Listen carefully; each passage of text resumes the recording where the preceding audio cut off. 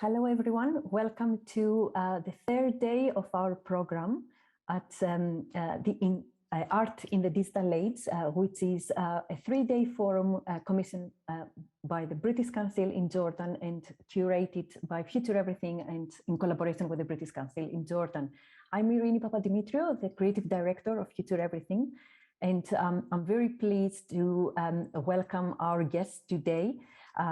Today's session will be looking at how artists and also art organizations engage with audiences in different ways, but also how they create immersive experiences using digital technologies, but also how artists and curators present amazing experiences out beyond the art domains.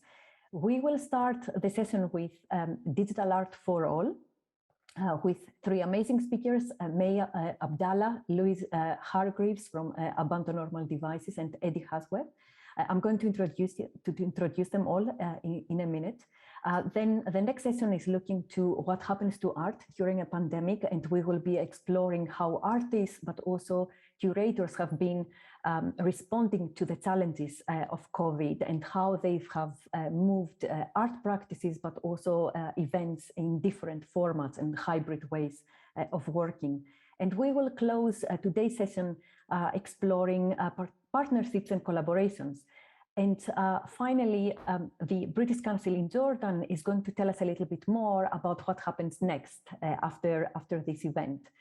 So without further ado, I would like to introduce our first speaker for today, Maya Abdallah, who is the director and co-founder of Anagram, an award-winning creative studio specializing in thought-provoking interactive storytelling and immersive experience design.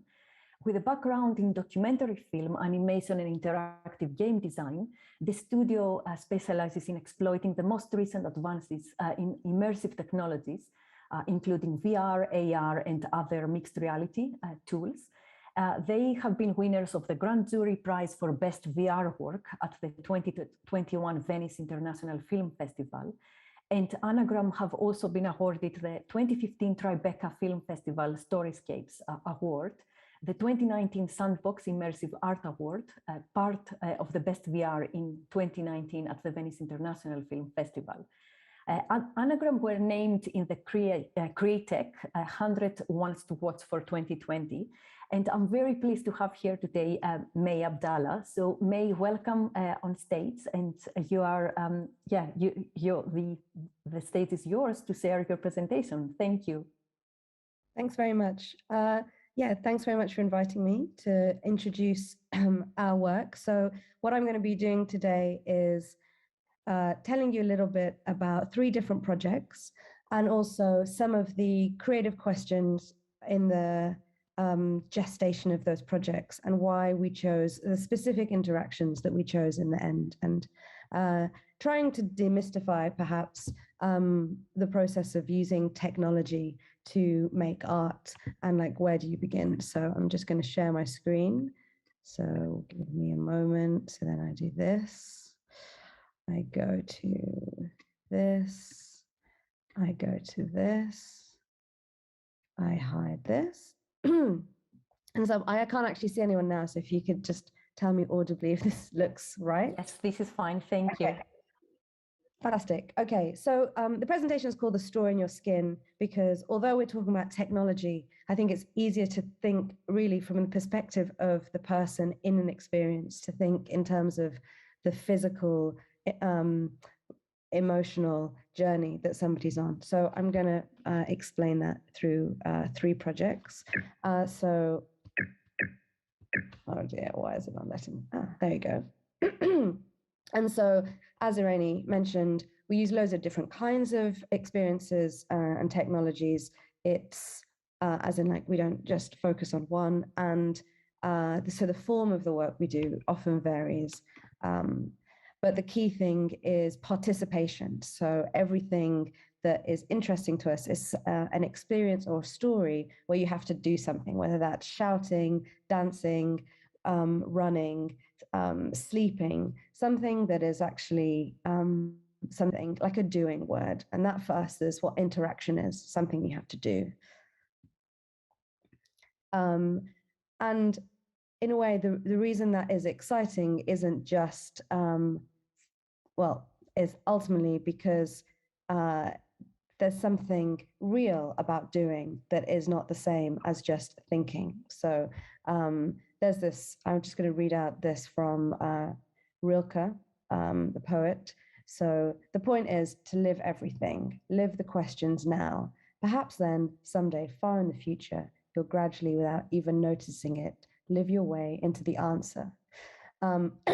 So there's a mixture of fiction and documentary in our work, because sometimes an interesting thing to do is to create a world where someone has to try to do something they wouldn't do in real life to help a truth to emerge. So we'll contextualize that in exactly what the projects are. And these are a bunch of awards, but I think kind of the point of just showing that is when we started Anagram 9 years ago, you know, the work that we do is quite niche, perhaps is a word to explain it. It's been difficult to describe. When you say you're making immersive projects, people don't necessarily know what that means, but there's a real appetite for it. There's a real excitement at this point in time for audiences to come and experience things where they can really do things. And so it's a really exciting time to try and design this kind of work, even though, let's say, the perfect model of what it is isn't yet clear. So Door, I'm going to take you through 3 projects. The first one is Door into the Dark, which is also the first project that we made 9 years ago. And just to give you an insight into how maybe something simpler, kind of the process is the same. So Door into the Dark is a immersive experience about what it means to be lost. So I'm going to play the trailer.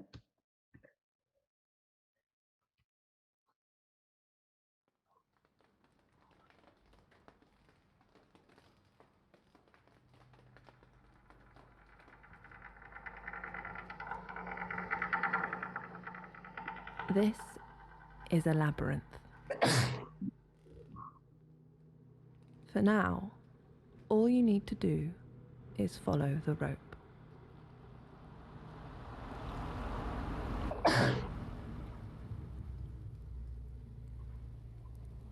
When you're blind, there's no sun, except there's warmth. There's no blue sky, there's no clouds. There are no walls. There are no limits to your world. You are a body standing on something in space. Can you feel the hairs on your cheeks?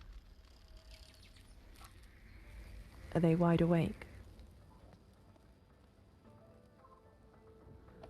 Where are you?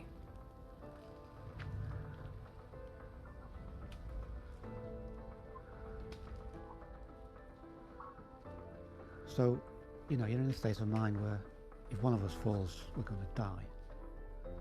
You find yourself trying to cut off from those thoughts. But at the same time, if you allow yourself to know what the situation is, it exerts a kind of pull. What would it be like, you know, to take a fall? I sense that urge, you know, the urge to surrender to the void.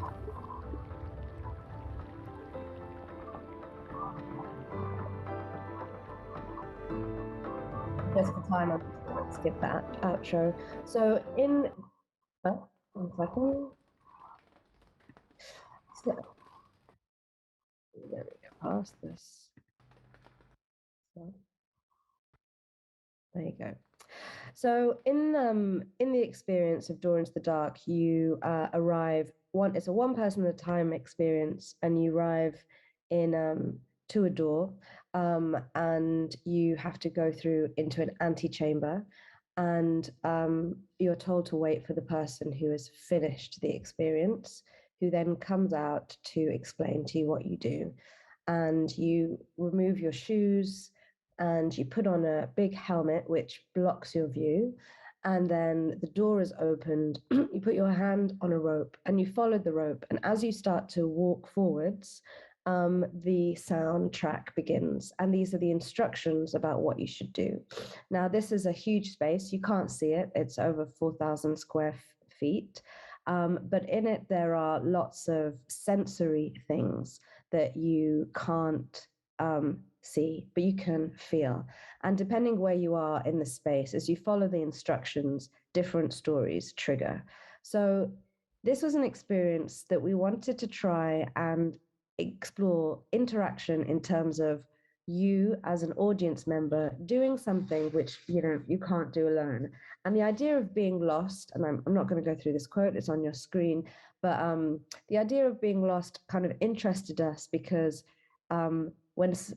because in terms of like what it means to step into the unknown, it's a metaphor of what it is in terms of, you don't know where you are, but it's also a kind of a state that many of us recognize in our own lives. Like if we don't know what we're going to do next, or if something disrupts our experience. So it's a poetic idea, but you could build it. So there's this physical representation of this emotional state.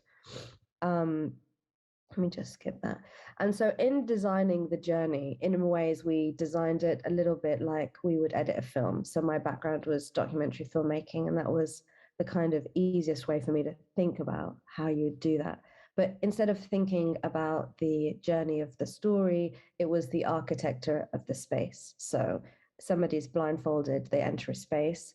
What happens to them next? So initially you're following a rope, and you're listening to the story of a man who talks about the first time he's blind, but he talks about his memories of losing sight and kind of how that changes how he experienced the world. And so there's a connection between what you're hearing and what's happening to you. But then there's a kind of emotional journey. There's moments of intrepidation. The rope ends and you have to step into the darkness. We actually monitored people's heart rates at different points, and like that moment when you step off the rope was really the point where people were pretty anxious or excited, depending on what kind of person they were. And so although you couldn't see this journey, I'll just go show you some photographs, because it's a dark experience, it's effectively happening in the mind of the participant. This is kind of what the set looks like. So it's a real exploration, whether people think that they're on the side of a mountain, or they're walking through a tunnel, or they're encountering a forest. So the technology really here is just the fact that the audio responds to where they are. But this is a real exercise in thinking properly, deeply about the story that's happening inside someone's mind and the physical experience in their skin. And the kind of climax of the piece, they lean against what they think is a wall, and then it lowers and becomes a bed. So, and the music kind of takes off, and the bed is extremely, extremely soft. And it's about giving up to the idea of being lost. So I will talk about another project. Oh yeah, so, it's kind of an experiment, and, there's like very cheap and quick materials, but it had this kind of crazy impact on people because they had such a strong imagination of what they were going through.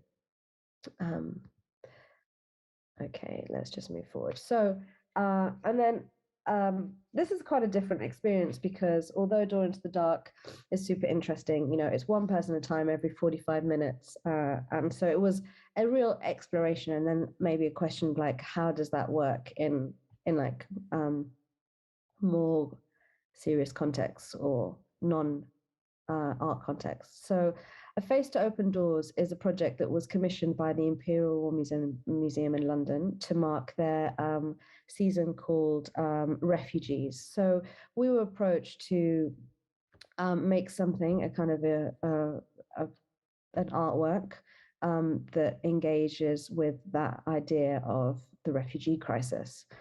And there's a lot of conversations about refugees in the UK, and they're really they kind of have this two sides of thinking of like the problems and the fearfulness of the refugees at the same time as this kind of sympathy. And so we wanted to try and like break that dichotomy, or that kind of the question very much like whether people are deserving or lying, or whether that they are kind of, how extreme is their situation, and like look at the bigger picture of kind of the system of how we think about who should be given a status in the asylum system. So what often happens is, because the process of the asylum system is very much about the person who is applying, proving that their story is true. And this kind of expansion of the border system has been something that's happened like very dramatically over the past few years, from the ideas that people have to monitor who is kind of official or non-official, to just the huge expanding budgets in Europe in terms of borders. So it's a really pertinent issue, but it's also something that's very hard to think about and hard to relate to out of this kind of conversation of how difficult are the journeys / can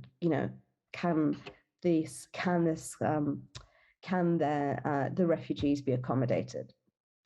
So I'm just skipping through this a little quickly, as I know we don't have a lot of time. I really definitely do mention when I'm out of time. So at the same time, about a couple of minutes left, May, if that's okay. Yeah, no, that's fine. I'll get to the end of this project. So the other thing that's kind of happening simultaneously is the kind of increase of the technologies that are being used to facilitate passport control and border passage. Then an example here is shown, which was a thing called Avatar that was trialed over the past 3 years and is now being rolled out in the borders in Hungary, which effectively uses face detection and emotional detection and iris control and voice identification to make decisions around whether people are telling the truth. And so there's kind of this emergence of these kind of companies with like this kind of branding in terms of arguing that technology can decipher, can help answer these questions, these very like difficult, intricate decisions around people's stories.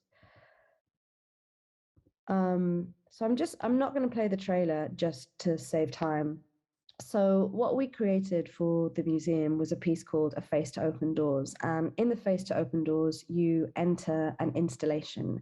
There is and so the installation is this booth. And the story around the booth is that this is sometime in the future where you yourself are you're being analyzed to see if your application for entering a country is going to be accepted. And so it's directly referencing a lot of the design that was already in existence now, but with a dystopian end. So once you go in, there's the room that you enter is entirely made out of mirrors, and behind the mirrors are cameras, and you go through what is like a paper-free application process where what you do with your face makes the decision of whether or not you can enter the country. Randy, how many more minutes do we have? Sorry. We will need to close here. Okay. Is that okay? But I'll just finish this last thing. And so let's just go back to this picture. So the thing, so in many ways, A Face to Open Doors starts in this kind of, it's a little silly, but increasingly as you go through the story, it becomes a bit more dark, and the machine starts to tell you things about yourself, which may make people feel uncomfortable, or they don't know whether it's true. But I think I just wanted to get to the key interaction, which was the act of people being in a room where they're surrounded by mirrors, especially given that we're so familiar with, using our faces and that kind of, level of augmented reality to play with what we look like. There's something quite unnerving about a machine looking at you and telling you things about your personality. And it was that sensation of being judged by a machine, which had your personal data as its material, which made people really consider the actual experience of being processed by technology. So although, this is a very fictitious story that people enter, it was very important in order to be able to think about the present. And so sometimes using fiction is a really powerful way of rethinking about the world we are today and making scenarios where somebody would do something that they wouldn't ever do. And I want to close with this quote from Ursula Le Guin: "We cannot ask reason to take us across the gulfs of the absurd. Only the imagination can take us out of the bind of the eternal present." Thanks very much. Thank you so much, May. This is brilliant. And your work raises some really important questions in terms of how technology has been invading our lives and how the impact in terms of society, identity, and how we perceive the world. I'm going to keep the questions for our conversation, and I would like to invite everyone to post their questions to the chat so we can bring them into the conversation. And I would like to invite Lou Hargreaves now from Abandoned Devices, another organization, amazing organization based in Manchester. And I'm very pleased to have you here, Lou, today. So Lou started working with Abandoned Devices as a freelance producer in 2013 and has since worked on a number of events and projects for the organization, including 3 editions of the Abandoned Devices Festival. As a freelance producer, Lou has worked on projects for Liverpool Biennial, AN, the BBC, and the National Trust. She works as a senior producer now at Abandoned Devices, overseeing the production of the program, which includes the UK's only roaming biennial festival and annual commissioning program, which can take the form of public art, site-specific film happenings, and cross-platform productions. Over to you, Lou, and looking forward to hear from you. Thanks, Irene, and thanks for inviting me to speak today. I'm just going to share my screen. Okay, can you hear me okay, Irene? Yes, perfect. Yeah, brilliant. And can you see my screen okay? Yes. Brilliant. So hi, I'm Lou. I'm from Abandoned Devices. So as Irene said, we're a digital arts commissioning agency. We're based in Manchester. So by that, I mean, we on the whole, not always, commission and produce the work we present. I'm just going to start by saying a little bit about how we work. So as our name suggests, we're interested in challenging normative perspectives of the world and inviting audiences to encounter new art forms and interact with bold ideas. So we're interested in emerging technology in its broadest sense, including digital technologies and also how scientific discoveries are changing the world we live in. The work we do is really varied, and we work with lots of different types of artists and collaborators and partners, many of which are non-arts partners. We do a lot of work outside of traditional art spaces, often in unusual locations. So you can find us in caves, on ferries, in forests, or previously closed off spaces. And this can take many forms, from film happenings, exhibitions, installations, online projects, residencies, or live research. So the majority of the work we develop is site specific.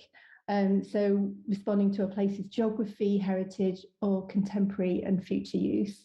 We do have an annual programme, but the thing we're probably best known for is our roaming biennial festival, which takes place in a completely different part of the north of England every 2 years. So it's basically, I'm going to look at 2 case studies from our festivals over the last few years for the presentation today. So our last festival took place last summer 2021. It was a bit of a different experience for us from previous festivals in that it was hybrid. So it had sort of site-specific and an online program running in parallel. Sorry to interrupt you. If you're advancing your slides, we are only seeing the first slide. So I don't know if you're advancing your slides already. Yeah, no, I'm not yet. Okay, sorry for that. It's all right. So yeah, so I'm just going to play a quick video now. So this is a highlights video from our festival last year, so it gives you a sense of the work that we presented there.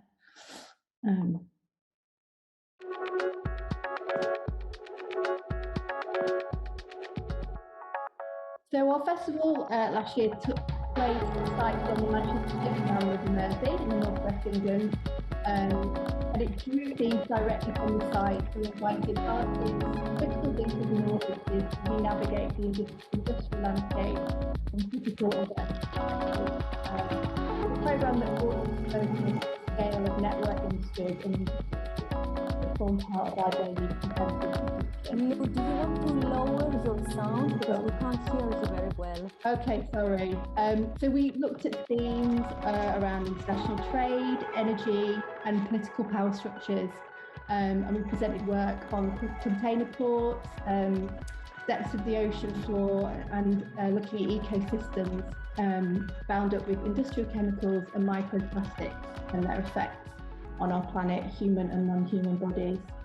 So as I said, it was a hybrid festival this year, so we had a programme taking place online, on docklands and on the water, and cited works included an immersive AR voyage and a floating lab, and the online programme was a mix of artworks, film screenings, performances, talks and workshops.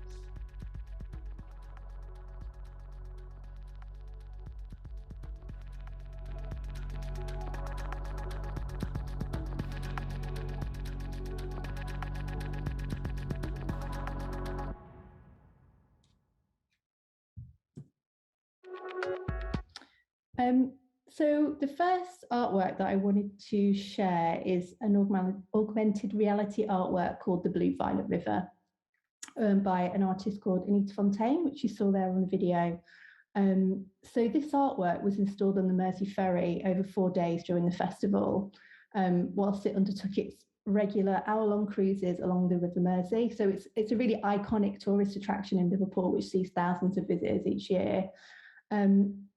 What the Blue Violet River did is hack the conventional guided tour into something that wove together science fiction, environmental themes, and local architecture into what the artist described as a future fairy tale. So what the work explored was kind of looking at this kind of evolved reality that could be brought about by climate change, rising sea levels, and tropical climates. The work unfolded over a series of 10 chapters as the cruise progressed around its route, telling this alternative future of ecological mysticism and human civilization transformed into what the artist described as peaceful vegivores. So the experience was made up of a number of layers. So there were AR animations, which you can see in the image here, which transformed the Liverpool skyline in real time as the ferry progressed, and this could be experienced on 8 custom-built sculptural tablet-based viewfinders, which were distributed around the deck of the ship.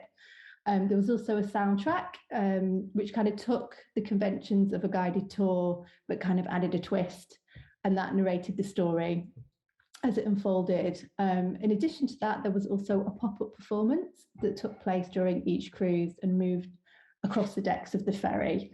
So there was kind of an upper deck, so it's quite a large ship.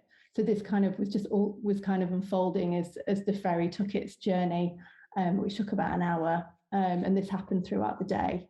So for Anita, it was important that this sort of surreal guided tour was not just a digital experience, but also had tactile aspects, and that when passengers boarded the ferry, they really felt part of the experience. So they were kind of be able to kind of immerse in this kind of future world, sort of leaving their sort of preconceptions of reality on the shore.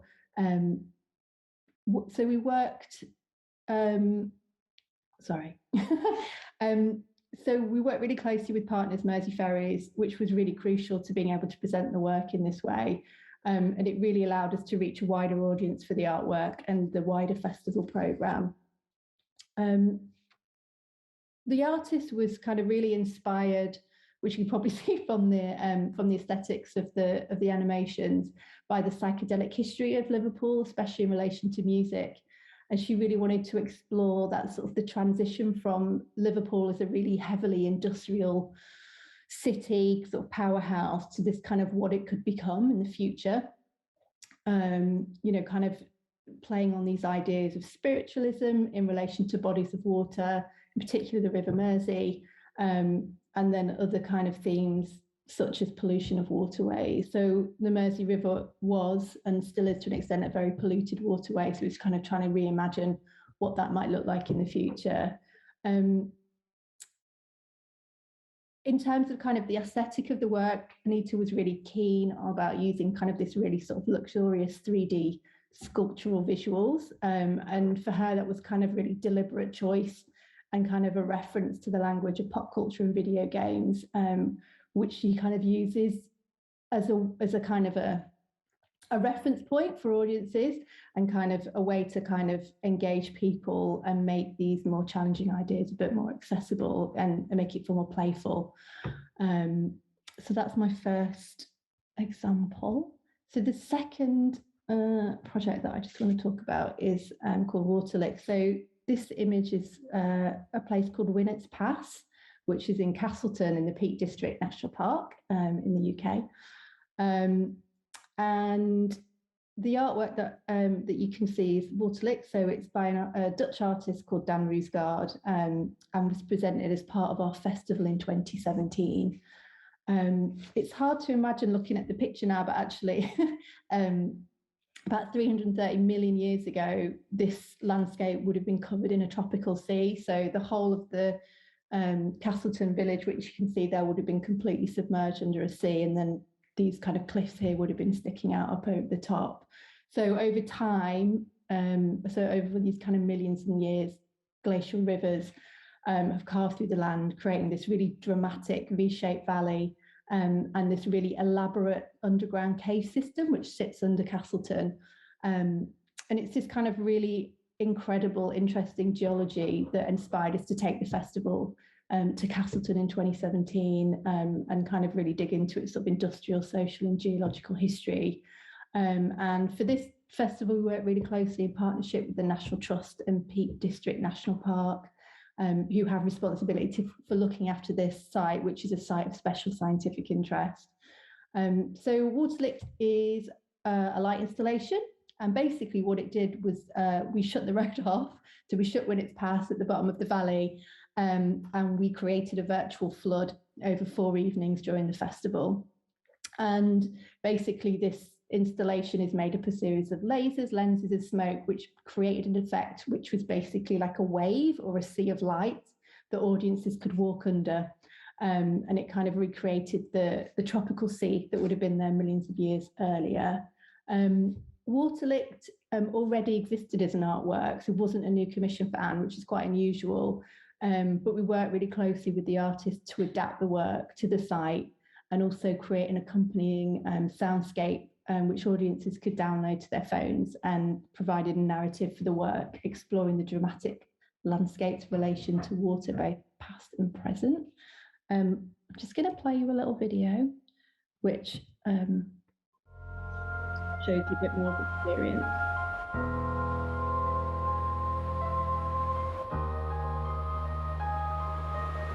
My name is Daan Rosgarder. I'm the artist and innovator of the artwork Waterlicht, Waterlight. It's a combination of LEDs and lenses which shows how high water level would be if we stop investing in new ideas, in future. I drive this road nearly every day, at least I used to, and it's so cool to see it like this, just totally different. It does really feel like you are underwater, because the waves like rolling over you, it's really cool. I feel like how it incorporates past, present and future. Yeah. Like it's nice to sort of have that perspective.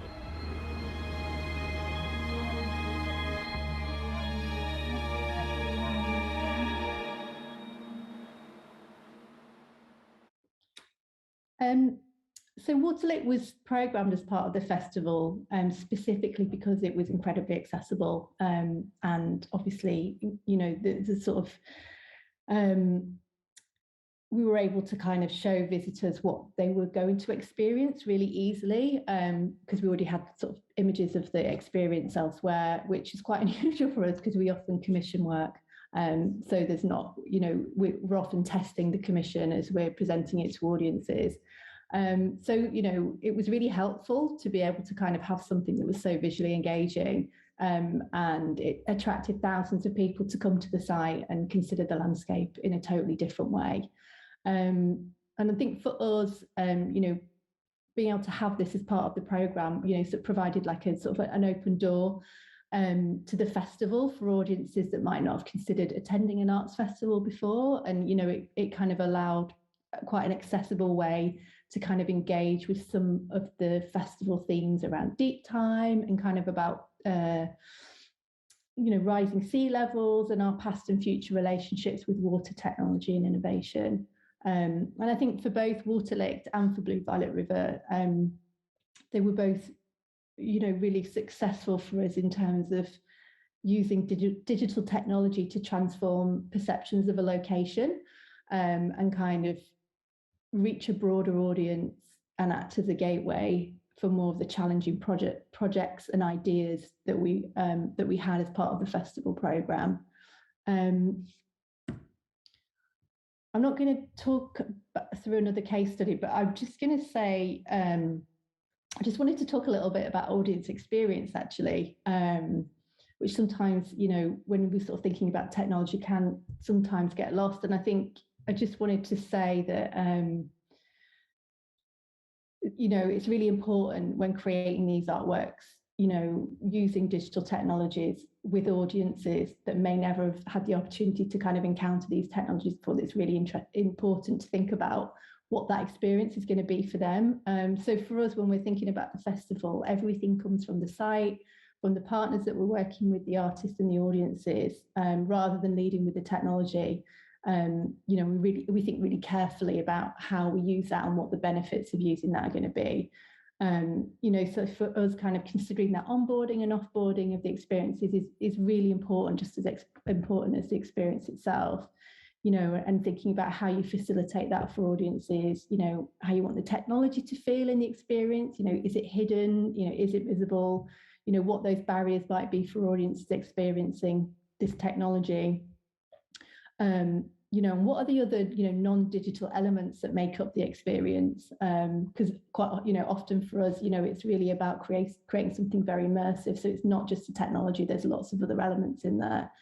And obviously, you know, staff and volunteers who are, you know, greeting audiences and kind of helping them through the experience, you know, it's really important that they're briefed well and that they're able to manage that process for audiences. Lou, I'm sorry to interrupt you. I think we need to... yeah, that's fine. I'm finished. Yeah. This is great. Thank you so much. No worries. Thank you. It's brilliant. And we will be talking more about audience experience. But yeah, it's great to thank you for sharing your great work with us. So I just wanted to invite Eddie Hatweth now on stage, who is a digital marketing and comms expert and also co-founder of basita.com and basita.live virtual theater. Eddie has 13 years of experience in high-level social media management, digital marketing and comms in fields including cultural organizations, arts, music festivals, and community engagement initiatives. And for the past 7 years, he has been promoting sold-out cultural events and performances in UAE for the Abu Dhabi Festival, including the Paris Opera Ballet Jules by George Balanchine, Tosca, a concert production, a Korean Symphony Orchestra, Queen of Fado Marisa, and the Silk Road Ensemble with Yo-Yo Ma, among many other world-class performances.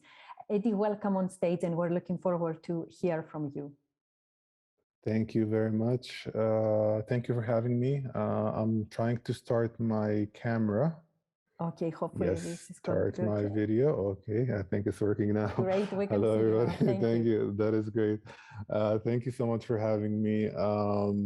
So what I'm going to talk about today is what basita.live is. Basita.live is a digital theater, an online platform that was created at the beginning of the pandemic when we were all on lockdown. It was co-founded by myself, Reem Qasim and Adnan Jubbe.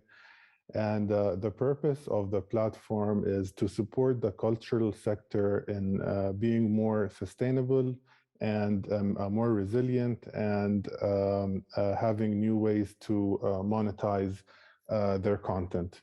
So at the beginning of the pandemic, there was like a trend to where a lot of the creative content was put online, whether on YouTube or different social media channels, and it was for free for everybody to watch. And at that point, it was fine, but we had a vision that the pandemic was going to last much longer than what everybody initially said. So it's going to be a 2 weeks lockdown. And even at the point at the beginning, we saw that a lot of the cultural activities depend on government fundings and different types of fundings. And when something like a pandemic happens, the cultural sector gets affected the most. So we wanted to create a platform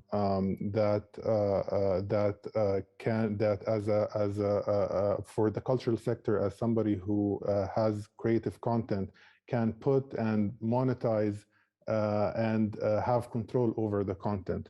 So in a way, it is a digital theater. I'm going to share my screen here and show you how it looks like. So if you can see my screen here. Yes, we can. Yes, it's this is where all the content as a content creator in the creative and in the cultural sector, you can create an account, and then you can the content can either be live streamed in real time, or it could be pre-recorded. So for example, sometimes like this first example, this first event here is happening in Cairo, and it's happening and it's going to be streamed in real time on Basita, and you can virtually watch it, buy a ticket, and pay in your local currency. And if you can see here, because currently I'm in Jordan, it shows that it shows me the price in Jordanian dinar, but it can show you what we're trying to accomplish is one global cultural sector. So you can consume, pay a ticket, and support any event from anywhere in the world. And of course, we love having physical events. We really encourage physical events, but having virtual events working together with physical events, it strengthens the cultural sector and gives it a better, more monetization options. For example, we have certain demographics that are on the opposite spectrum of the age groups, the younger people and the older age groups. They tend to prefer to watch cultural events online. Also, people who can't physically attend due to their geographical location can still watch events virtually and pay for it and support their artists or content creators. So here, what we did with the platform is increased the monetization circle, where it was 45. It's a 45 minutes drive from the theater or where an event is taking place physically. Now that changed. Now the monetization circle became the entire world. So in this case, also we found that live events. We found that live events and or pre-recorded events have different types of audiences. And theater performances, for example, they do better than musical performances usually, because with musical performances there are many options to watch it. But theater and performing arts tend to do better in paid digital form. So in this case here, the way we work is to create an event is very easy. It's almost, you don't have to have any prior experience. It's like creating an event on any other platform. The only difference is that you choose the price of the ticket that you want, and that ticket, you don't have to pay anything in advance. we try to make the barrier of entry as low as possible. So there is no subscription, everything is free. The way we cover our expenses is a percentage from the ticket sales. And of course, we have an application, and it can be streamed on TV and so on. So in this case, not only you can buy a ticket, but you can gift a ticket for somebody else. Once you watch the content, your ticket gets consumed. And if you want to watch it again, it's like a real theater. You have to buy a new ticket. So this platform allowed us to really gather a lot of important data and understand that some content creators had no other way of directly controlling how they monetize their content. And with creating this platform, they can monetize the content, and they can actually monitor and gain valuable marketing data. If I open here, this is the statistics, an example of the statistics. And as you can see how much the event made in ticket sales. You can see revenue over time, so you can adjust your marketing campaign accordingly. So if you have a marketing campaign running, you can see if it's doing well based on ticket sales per time. You can see all the demographics. You know, we live in a global world, so you can not only see the nationality, you can see the country of residence, and you have detailed information when it comes to the audiences that consumes your content, to where you can have that valuable data and target your audiences in a more direct and clear way. So this is what Basita.live aims to do. We are still developing some systems like a referral system, so theaters can sell tickets on behalf of other theaters all around the world, and going back to the concept of one global cultural sector. And we are introducing also a physical ticketing service, so you can have, if you have an event, you're never sold out. You can always potentially sell unlimited virtual ticket tiers. And that is it in what Basita.live is in a nutshell. Thank you so much, Eddie. This is great. So can I now invite May and Lou to come on stage? Eddie, is it okay if you stop sharing your screen so we can see all of you on stage? Yes. Great. And May and Lou, if you can join us, that'd be great. So we don't have loads of time, but I have some questions which I would like to ask you. So thank you all again for your brilliant work and your presentations. I guess one thing that I would like to kind of mention first is the how you all work in different, like outside the traditional spaces and venues and art domains. And I'm just thinking like the importance of like presenting work in locations like that, in going outside the gallery. First of all, because of course there's a huge number of audiences that are not necessarily going to galleries, and they can't experience work like that there. And I think, Lou, you did mention that, but also May, a lot of the work that you've been doing is also in site-specific and beyond kind of, you know, the art domains. And Eddie, also, you kind of, you know, you're creating, you have a platform that allows people that have no access to these spaces to experience performing arts and theater, music, etc.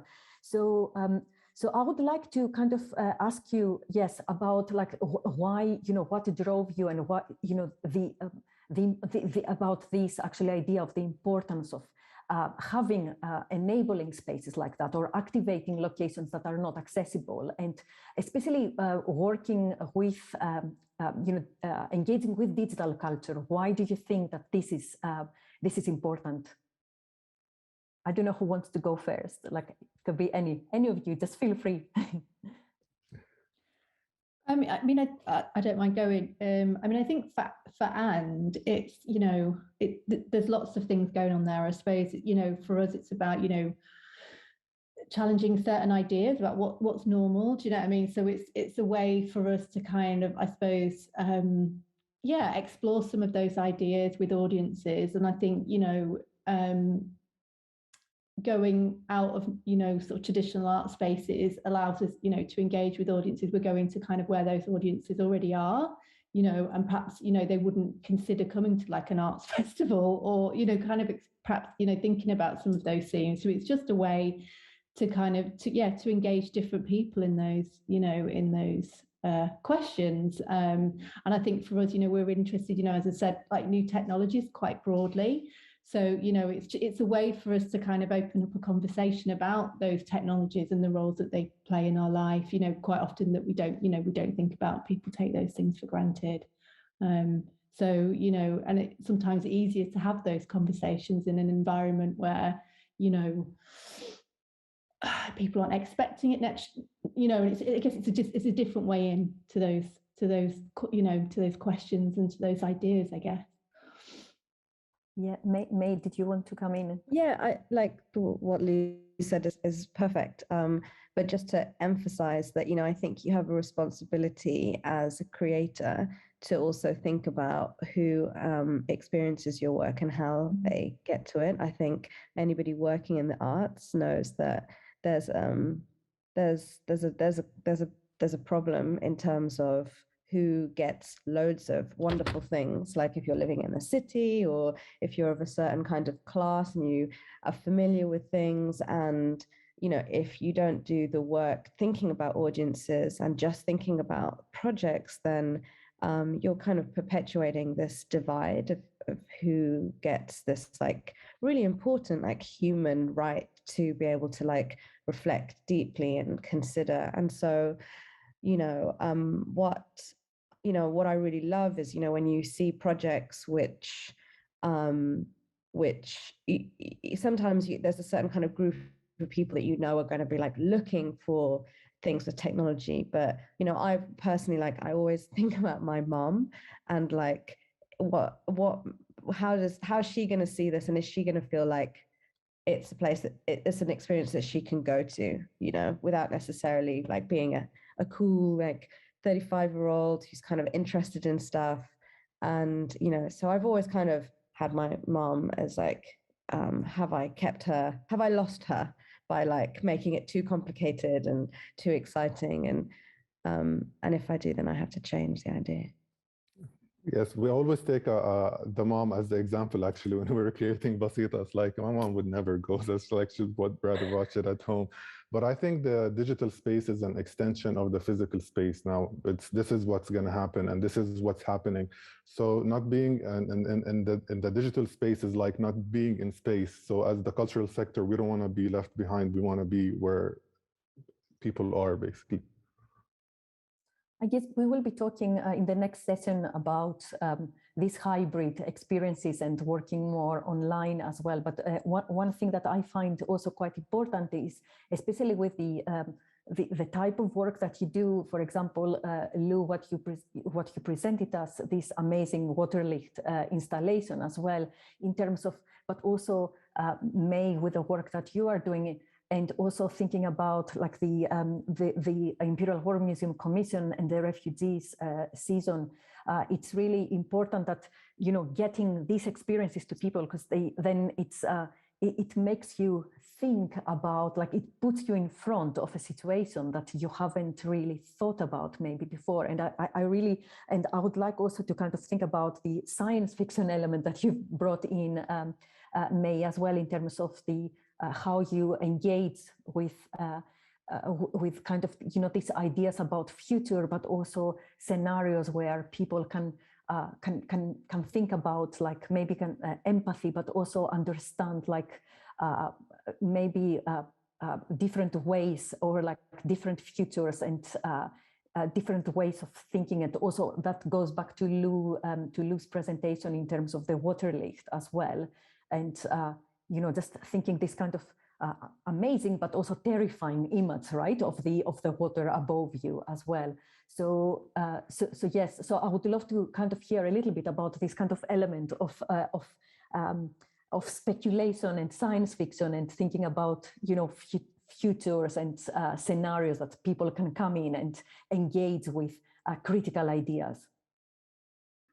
Yeah, just briefly, quickly. So yeah, I think that we live in like a very complex time, and there's so much change and there's so much uncertainty in terms of what does this mean for my life, or what's my responsibility, you know, in terms of climate change or migration or you know, scientific development of you know, like experimentation and even like genetic modification, and it feels like there needs to be a way beyond kind of experiencing news, that we have a poetic and reflective space, that we can think about our relationship with those really complicated ideas in a way that isn't complicated. You know, what's so wonderful about the projection in Waterlicht is that it's just so strong as an idea and you can feel it. And so I think there's something with the kind of use of fiction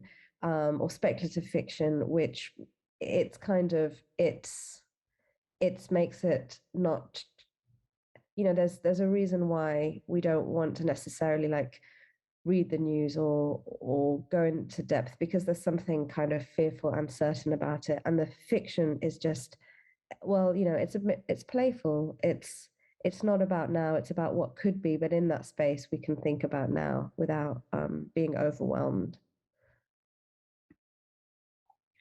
Yeah, I mean, I totally agree with what May just said. And I think as well, there's something in there about agency as well, and kind of, you know, the fact that, you know, the future there isn't an inevitability there. There are lots of different possibilities of how things can unfold. And I guess just engaging, you know, people's imaginations about what those, you know, what those potential futures could be. Yeah, definitely. Absolutely. I agree with you. We are going to close to and open the next session now, but I wanted to say a big thank you again to all of you, May, Lou, and Eddie. Thank you for sharing your work with us. And we are. I'm looking forward to what happens next, and with Basita, but also with the Abandon Normal Devices Festival, and with your work at Anagram, May. Thank you again, and hopefully, we'll find a way to continue this conversation at some point. Thank you very much. Yeah, thank you so much. Thank you. Bye-bye. So we are going to move to our next session, which is exploring how artists and art organizations have moved activity, but also explore different opportunities to work online and in formats that allowed to be in touch with audiences and to keep working during the pandemic. And I'm very pleased to welcome two brilliant people today, Rachel Gadsden and Suha Lalas. So I'm going to introduce first Rachel, who is going to present at the beginning, and then we'll pass on to Suha, and we will have a conversation. And again, you're very welcome to post your questions in the chat, and we will take them into the discussion later. So Rachel Gadsden is a British multi-award winning visual and performance artist who exhibits and performs nationally and internationally. She creates solo exhibitions, performances, and collaborative social engagement art projects with disabled, vulnerable, and mainstream individuals and communities through painting, performance, digital film, and animation. Her artworks are represented in private and major art collections across the globe, including Her Majesty the Queen Royal Art Collection, UK Parliament, Mandela's Walk to Freedom, Fédération Internationale de Football Association, Switzerland, the National Paralympic Heritage Trust, Hyundai, South Korea, and Ross, Switzerland, and many more. And Rachel has received major award commissions for 5 Paralympic Games in Beijing, London, Sochi, and Brazil and Tokyo, and has undertaken 4 commissions for UK Parliament. Rachel, welcome to the States, and we're looking forward to hear from you. Hi, everyone. I'm just checking you can see everything okay? Yes, everything is fine. Right, here we go. So yes, my name's Rachel Gadsden. I'm a visual and performance artist. I'm also a disabled person and have visual impairment as well. I identify as a disabled person. Very specifically, it's because I'm a disability activist, and I use my work and the position I find myself in through my work and the platform as a means of hoping to try and bring some form of cultural change. So I work a lot with both vulnerable individuals and communities, both in UK and across the globe. The individuals I work with are not always necessarily disabled. Oops, I'm just going to move on. Some of the different people I work with are in conflict countries, and so their disabilities or the vulnerabilities are both social and political. So 2 years ago, when I found out, obviously we all found out about the pandemic, I was in a position that I was isolated very, very early on. I think I was actually isolated in the January, and I'd been told very quickly by my consultants that there was going to be a really major problem in UK. And at the time, I was due to go to Jordan, I was due to go to Hong Kong and a number of other countries during that first year, and was just told by my doctors, you can't go anywhere and you won't be able to leave the house. And actually, I haven't since. I'm still isolated. So as a practitioner who works everywhere, it was really quite shocking. And I just decided, oh my goodness me, what's going to happen? All my exhibitions stopped on the spot. And I realized really quickly that I was going to have to go online and try and work from my tiny studio to try and start engaging with some other platforms. And I'm not naturally just a digital artist. So I don't have the sort of setup that most people have. And usually if I work digitally, I'm supported by teams of people who are experts at digital processes. But anyway, I had to get going and get started. As someone who is really a visual artist, I have always played around with digital processes, either through creating animations or making films with collaborators. And I was just going to show you a quick little animation, which was actually part of a piece for London 2012, which was when the Paralympic torch was lit. But this was just a tiny clip from a film. If I can actually show it to you, and if it's going to come up and work, I will.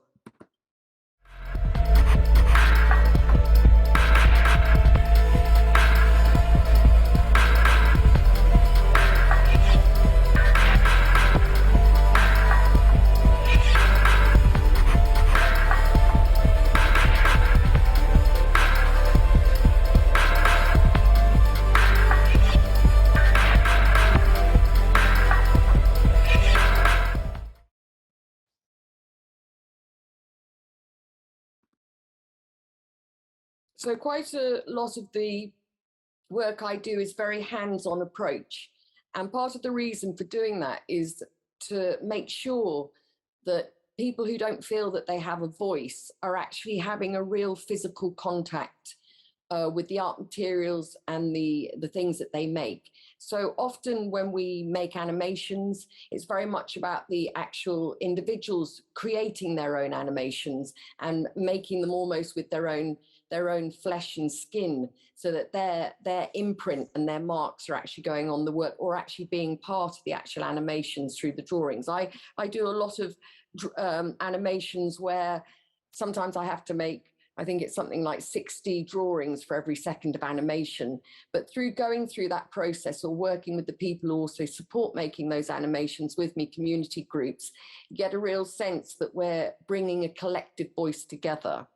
As part of also this whole business of trying to reconnect with the outside world, I quickly turned my really very tiny studio, you can see it here in the background, into almost like a hub where I could work with different artists. And over the last 2 years, I've worked with artists in Palestine, I've worked with artists in Jordan, I've also worked with artists in Hong Kong.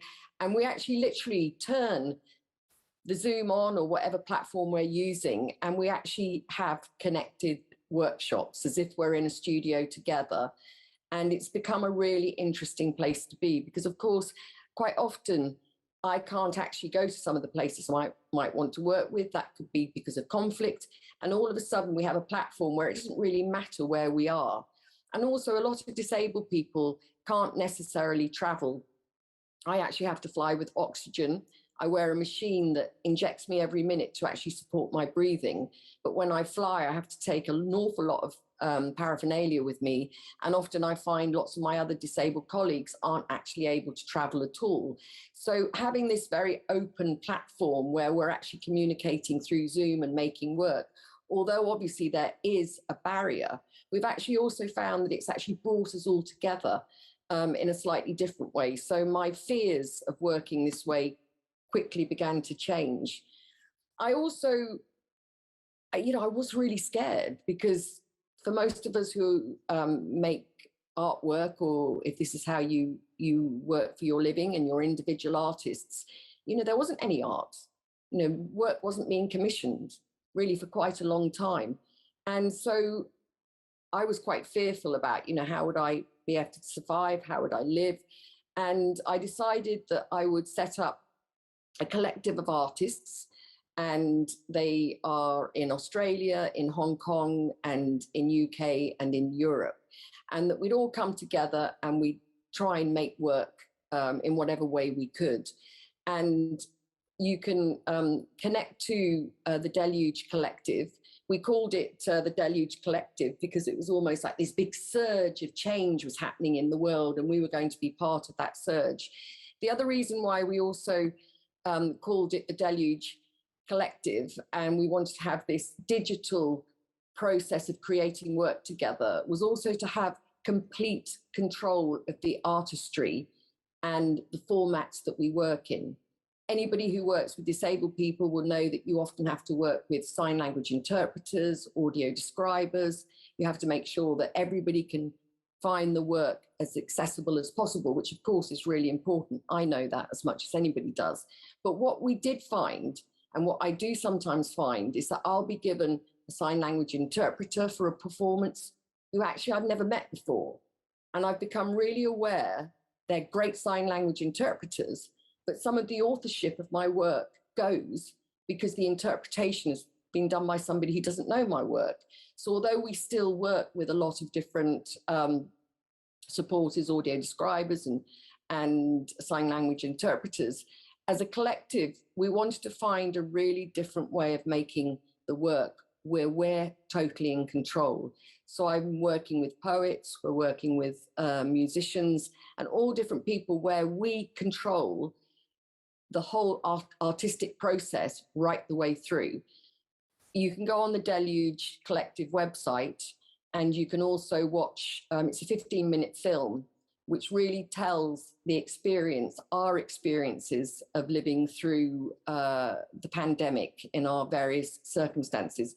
One of the artists, Su Feng Yung from Hong Kong, she has no arms, and she's a fantastic performance artist. And she found it almost impossible, being very, very restricted, not being able to walk. That's how she finds her freedom. And she said being cramped in this very tiny space, locked in Hong Kong, they were locked in very quickly because they've been aware of other pandemics. And it's just very interesting to see how all the different artists brought their different signatures to the work. The viruses that you see here, they all move within the film, and there's lots of different animations that are all brought together. It's about 16 minutes long, so I wasn't able to show it to you now, but you can link onto it, and we're going to make sure that you can see this PowerPoint. Just going on to another project, which actually happened before the pandemic, but does show the way that I work in lots of different materials. From sort of digital processes to also performative processes, but also creating visual art. And this was the MISC Festival in Saudi Arabia, first of all in 2017, when I created a piece called Shamal, which had a film and also a composition, and was really about sort of how the storm blew in way before the pandemic, and how somebody who was going blind was actually beginning to find the light despite the darkness that was happening. And in the performance piece, you'll see I'm wearing a hood, which is actually a falcon hood and covers up the eyes. I grew up in the Middle East, so the whole sort of notions of Islamic and Arabic culture are part of my identity as well. And I've always loved birds and falcons. And so I had this hood made, and that was also part of the performance. And this just shows you some of the aspects of the piece. I hadn't actually realized at the time when I was invited to create this piece that I was the first female performer in Saudi at this point. I realized when I got there that there weren't any other female artists within the festival. But what tended to happen at the end of each performance, and we had extraordinary audiences, I think in 4 days, there was something like 400,000 people came to this festival right in the middle of the desert, in the middle of nowhere, was that women felt very as if they didn't have a voice and hadn't been able to have a creative voice. And with all of my work that I do when I'm traveling or going around, I have a very socially engaged practice. And part of that is making sure that whatever opportunities I have to make the work, I also make sure that the women I meet or the men or different people I meet through the projects have that opportunity too. A couple of years later, I was invited, I think it was 2 years later, I was invited to go back again, and I worked with composer Freddie Myers. And at the time, I'd been working on a 5-year refugee project in Jordan, Berlin, and UK, and hearing the stories and working with the stories of women who've been displaced through, obviously, the conflict. And we created a piece which shared some of these stories of the women that we've been working with Dr. Yafa Shanique from Birmingham University. And this was that piece. I also, obviously, as well as the performances, manipulate the images, but work with filmmakers and digital artists to actually create some of the work. This actually, I worked with the MISS team to create the digital projections on this piece.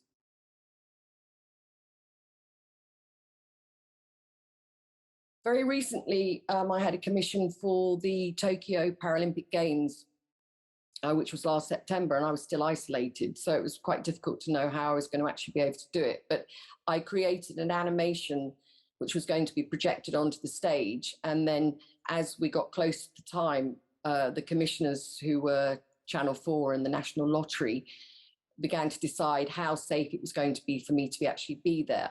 I'm not able to have any vaccinations, and probably if I got COVID, I wouldn't survive. But we managed to actually get me to, or they managed to get me to Wembley. And this is a piece that I did with Evelyn, Glenny, and Michael Levine.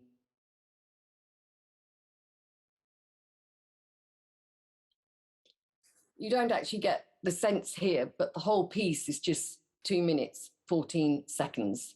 And it was supposed to just sort of encapsulate that whole sense for the Paralympians of that moment when they sort of spent 3 or 4 years working away to become the extraordinary athletes that they are and to get their gold, but also the sort of all the sensations that they had the moment that they'd achieved what they wanted to achieve.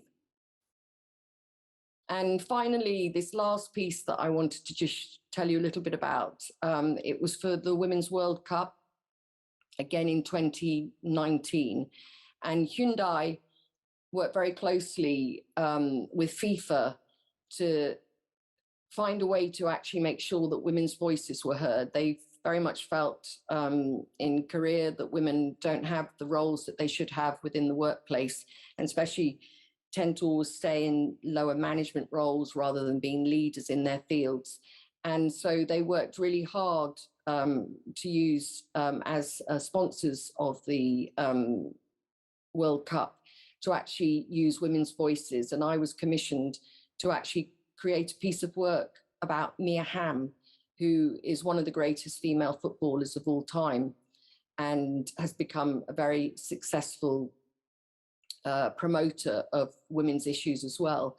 As a young woman, or as a baby, she was born with a club foot and wasn't able to actually walk till she was about 4 years of age, but had many operations and then did begin to start walking and became this extraordinary footballer who's won many World Cups. And this a short film that they made along with the artwork that I was commissioned to create has been shown to really open up some ideas about what diversity is and how important it is for us to recognize all the different voices that exist across the world. So I'm going to show you the short film. Again, it's a very short film, and I hope you enjoy it.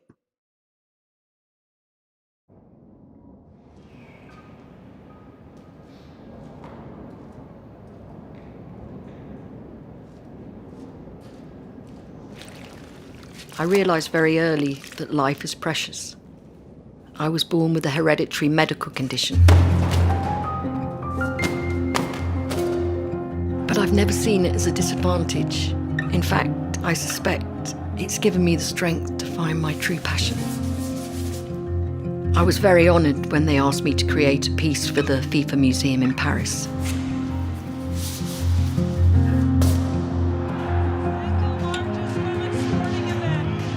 As a toddler, she also struggled with a medical condition. She was born with a club foot. They told her it was impossible, that there was no future in sports for her. But that determination and focus, always looking a few steps ahead. Her spatial awareness, her athletics. She joined her first team at the age of 5. She clearly is a fighter. Failure and disappointment are part of our journey. And these challenges can only give us a deeper awareness of life. Brings it down, still out of the left. Leaves it off, here's Mia Hamm. In the box, the shot, goal! She's got the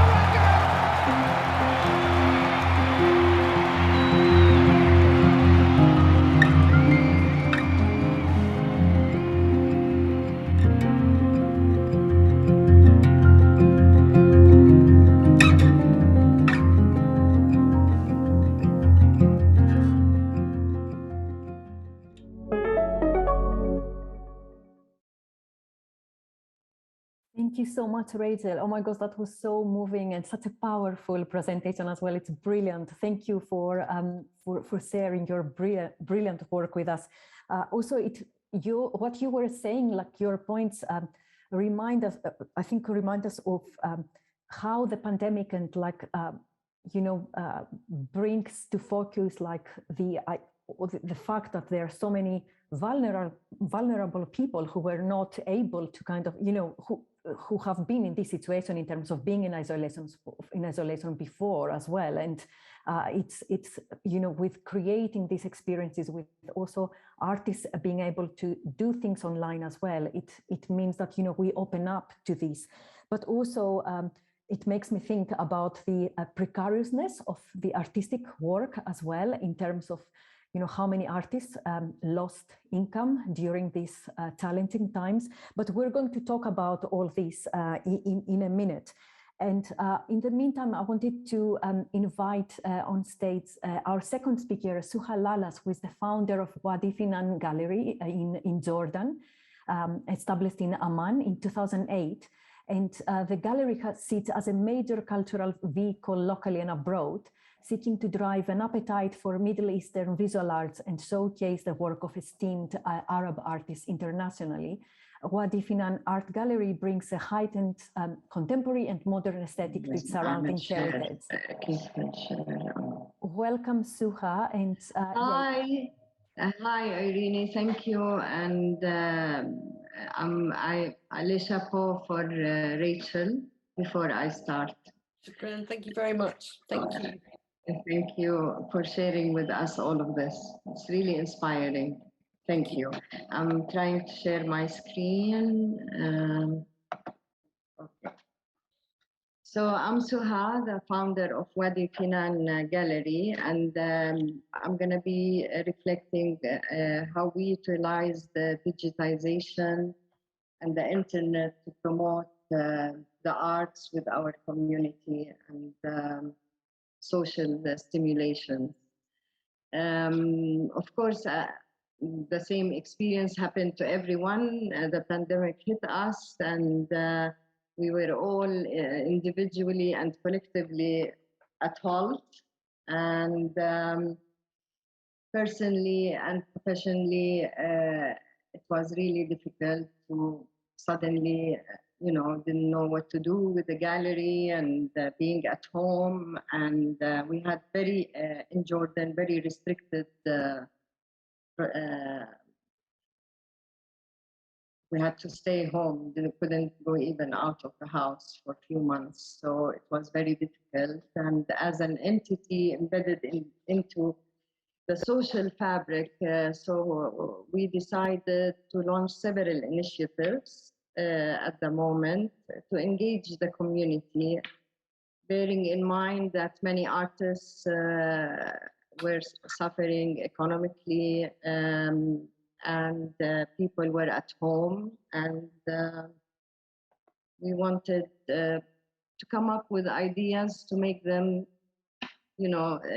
stay with us, and by staying at home. And we started with a competition for a social stimulation, and invited artists from all over Jordan to send their artwork. The idea behind it was that to sell the work eventually, and 30% will go to the artist, and 70% will go to an account that is supported by the government, that I made sure the money will go to artists that are living in rural areas and outside Amman, the capital. And we also had a jury, and everything was done through the internet and the online. And so when everything closed, technology became our window to the world. And here are some shots from the exhibition. We did the whole exhibition in the premises, but everything was exhibited online. Here are we had over I would say over 50, 60 artists sending us their art, and it was difficult to collect the art, by the way. We didn't have lots of people going around, so we had to use lots of creative ways to collect the art and display it in the gallery. And then we had a jury, and the jury had to come individually alone, each one to give their the 3 top winners of certain criteria we had, and they were awarded financial awards by the gallery to keep promoting and help inspire and contribute. Eventually, we helped inspire. They took upon it also the Hisab al-Khair. It was an account that we're collecting and helping, aiding artists, and we contributed in a big photography competition at Ras Al Ain, and this one was really covering over hundreds of digital artists and photographers. And this is a view of the exhibition that was done later in the year when we could leave the house. These exhibitions were set up to have collectors or art enthusiasts who interact with the works, and it allowed the artists to stay positive, to keep going, and just stay hopeful. Eventually, we went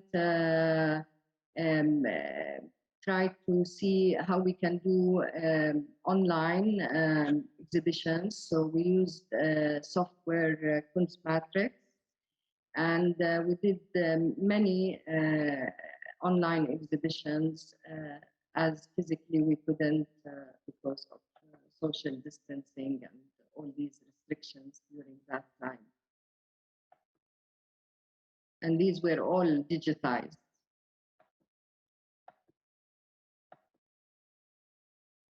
Okay, we also decided to have more involvement with the community. So we did a mask challenge, which promoted participants to send to recycle. The main issue was that we used to see lots of people didn't know what to do with the used masks. So the idea was to recycle all of this masks that needed to come up with some art out of it. And we also did the quizzes, online quizzes on our social media. And these are some shots of the masks. The idea behind it was to take, to do the artwork and recycle the mask and then send us their photos. So they were engaged all the time on the social media, and people were commenting. And this was the first half year of 2020.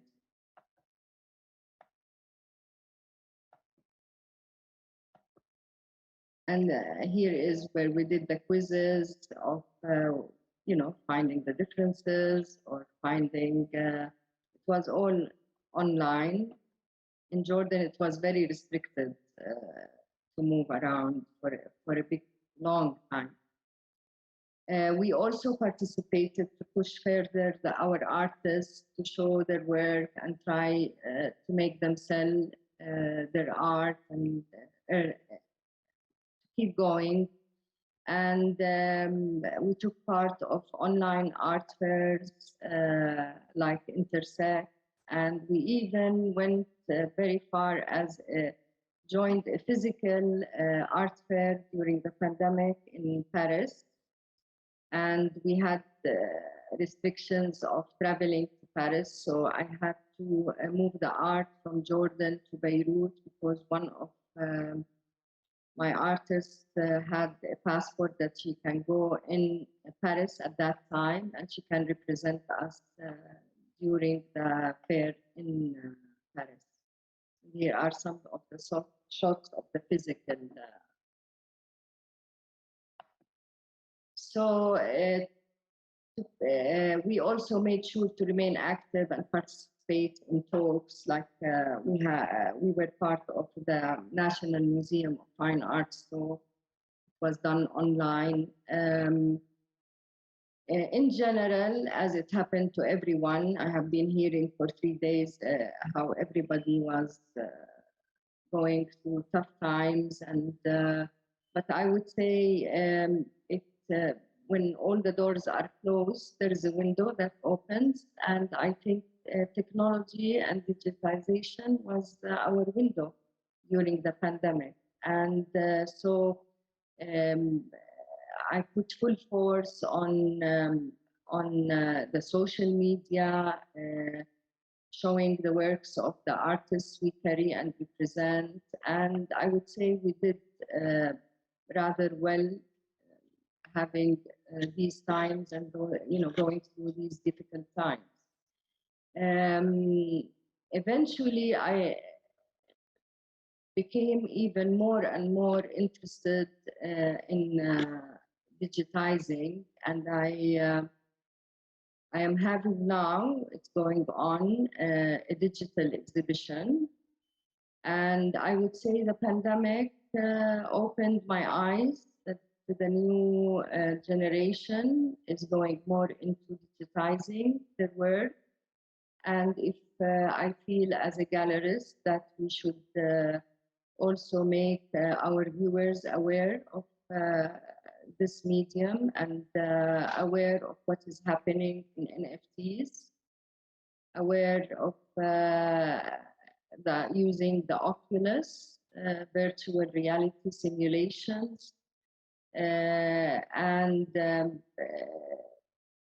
like this is one of the simulation where one of the artists recreated through Google Shots a 360 degree of the street her grandmother used to live in Haifa, Palestine. And we have the third artist joined us in this exhibition who used augmented reality and had many NFTs to sell. And the idea was behind all of this was to show where the new generation is going. And, you know, it's a new medium for many of us, even to myself. And, but I would say getting more and more into digitizing, into the social media, into the world of technology, opened our eyes as a team in Wadi Finan, and it opened my eyes individually. And it made me actually get closer to the generation, that the younger generation. And it was such a lovely experience to listen and hear the voice of the younger generation. And as a gallerist, I really truly believe it's time for us to jump in and start hearing them and seeing what they do, and you know, also to push it for the viewers to experience it. And people are loving it. I was very surprised. People are not stopping to come and pass by to see it. For them, for many, it's new. And for the first time, I get even viewers as young as 12 years, 10 years, 14 years. I never had this in any other exhibition. We used to get some, but not with the quantity I see coming in the gallery to see to see the digital art. So basically, during the pandemic, we did lots of efforts to keep going and adapting to the situation that we were put in. And we even opened our doors, keeping in mind the health regulations, to do workshops, give art classes, until the doors finally opened to use a physical premises and to start going back to our old ways of doing exhibitions. And yet I feel it was a great opportunity and an eye-opener to use all of this and keep learning and researching about the digitizing work. So thank you for listening, and if you have any questions, Thank you, Suha. That was great, and it's brilliant to see the amazing work that you've been doing during the pandemic. Can I ask Rachel to also join us for a conversation? And please feel free to post questions in the chat, and we can take them into the conversation, into the discussion. We've got a few minutes. The first thing that I wanted to ask you actually is, because you've done, like both of you have shared a lot of work and actually incredible activity that you've done during this time online, and engaging with people in different ways, mainly through the internet. But I'm just wondering, like, how do you think, is that something that you think is this format, like in continuing to engage with people online, but also creating work online? And I'm wondering, Rachel, for you, is that something that you feel that you would continue doing? Obviously, we're still in a pandemic. We don't know how things are going to turn around. And I know, Rachel, that you've shared with us that you've been in isolation for a long time now. So I guess this is an ongoing situation, as it's not over yet. But No. it'd be interesting to know, like, how do you think that this will continue? I guess in what kind of art world we are going to maybe wake up to if this situation changes? I mean, being really honest, I absolutely feel it will continue, the online engagement. I mean, I'm actually now in touch with more artists. I have a engaged practice, so I've always been involved with loads of artists and the wide populations through my work. But I'm actually in touch with more artists now than I've ever been in my life. I do a live drawing class, sometimes online, and sometimes 200 people turn up. Well, you can't get in a room and live draw with 200 people. It doesn't happen very often. So I think that those dialogues will certainly happen. I mean, I'm trying. I've had an award to do a project in Holland, and I want to go there. I want to actually go and engage and make the work there. But if I can't, and we're trying to make it happen, if I can't, then I'll make it here. I know, some of my other projects, I've been invited to other countries, and I feel that if I can go, I will definitely be going, because I like that real interaction. But having sort of listened to Suha, and Suha, you've done some amazing things. I felt really inspired. In fact, I've been to your gallery. I thought I might have been, but when you started showing images, I thought, oh my God, I have actually been there with my times in Jordan. But I think there is a connectivity, and I think we're in a situation now where we all know what's going on in the Ukraine. It's really difficult. There are lots and lots of artists that cannot go anywhere as far as traveling. I work a lot in Palestine, and my artists can't get anywhere, but I can work with them online, and I've been able to continue working with them online. So for me, I think there's going to be a hybrid. Of course, I like working live. I like showing my work in real places. That's obviously the ultimate. But I also see there's real strengths with what's happening now, and I hope it continues as well. Suha, would you like to add anything to this? Yes, I feel it will continue. I feel, like I said, it was also an eye-opener that technology is part of everything now, and we need to focus on developing it as much as we can and stay connected. Doesn't mean that we have physically we don't do, but I think it will go hand in hand from now on. It will be something I will be always interested to develop when it comes to the gallery. And I wouldn't stop, by the way, the online exhibitions. I still do. It's just, I look at it sometimes, like art, it comes in different mediums. It's just another medium.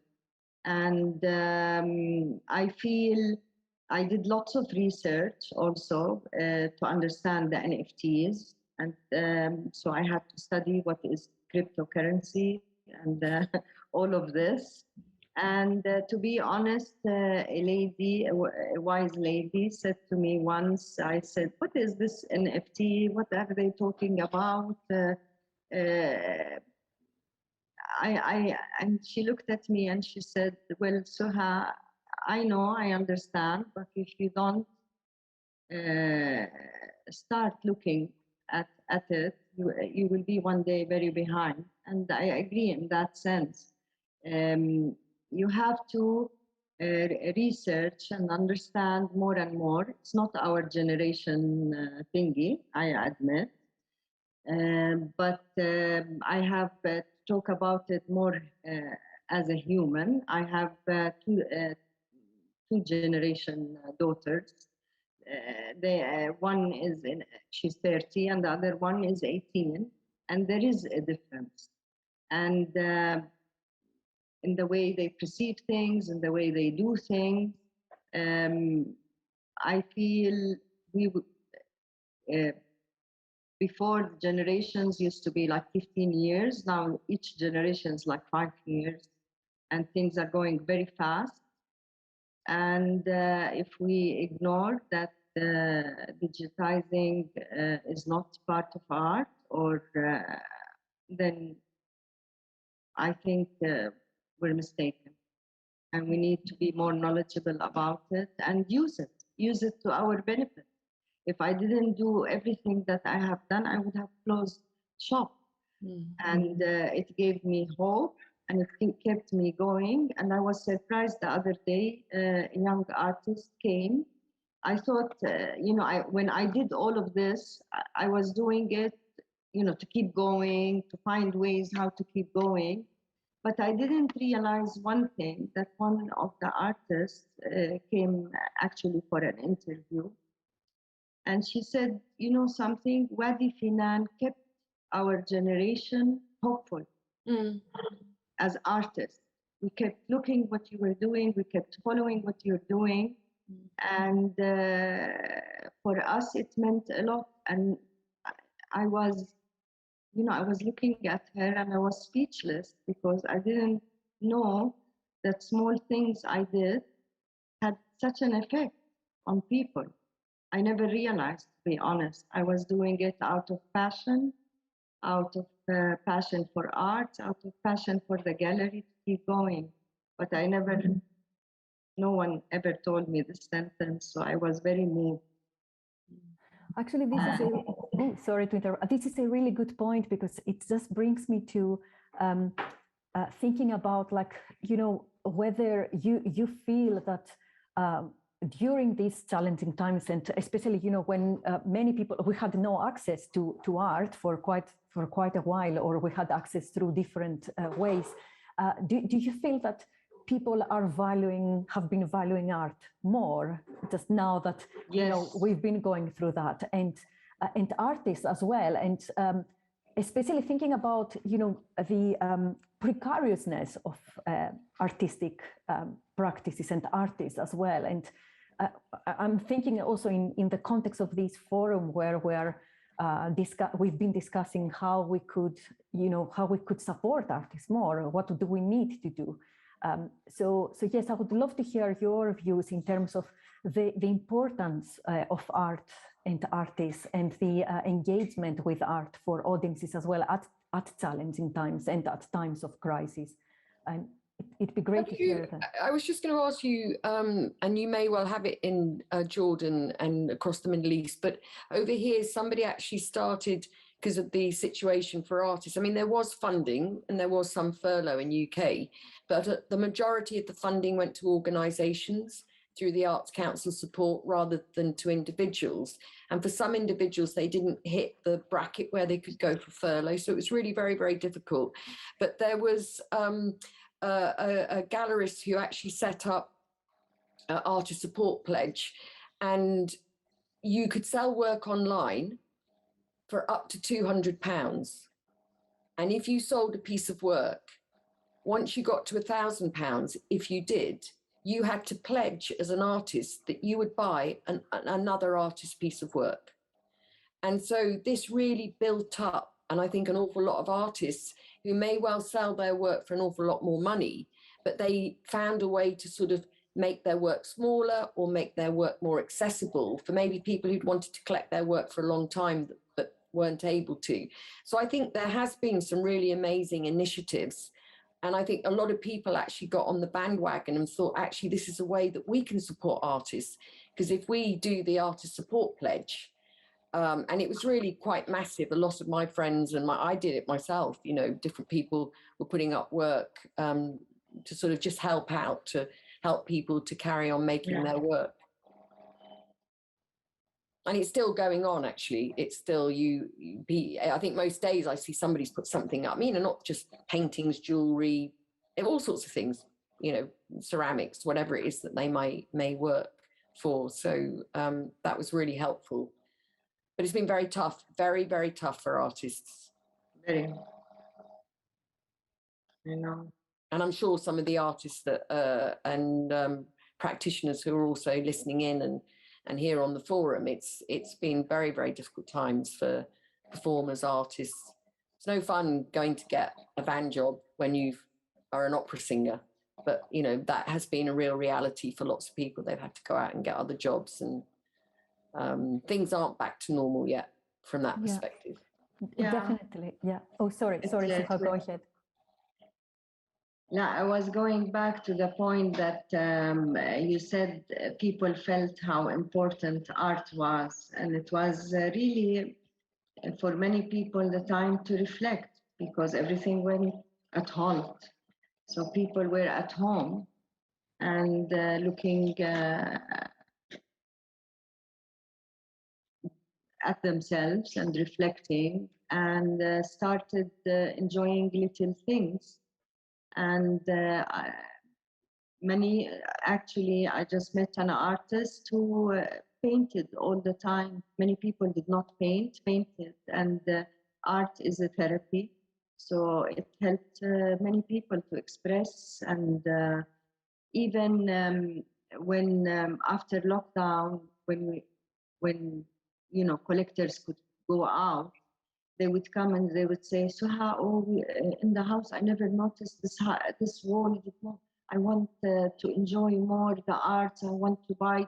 So for a while, people were even investing more and more in art and appreciating art more. Because, you know, as they say, stop and smell the flower. So many people, it happened to them by force. And they started appreciating and supporting art, so on.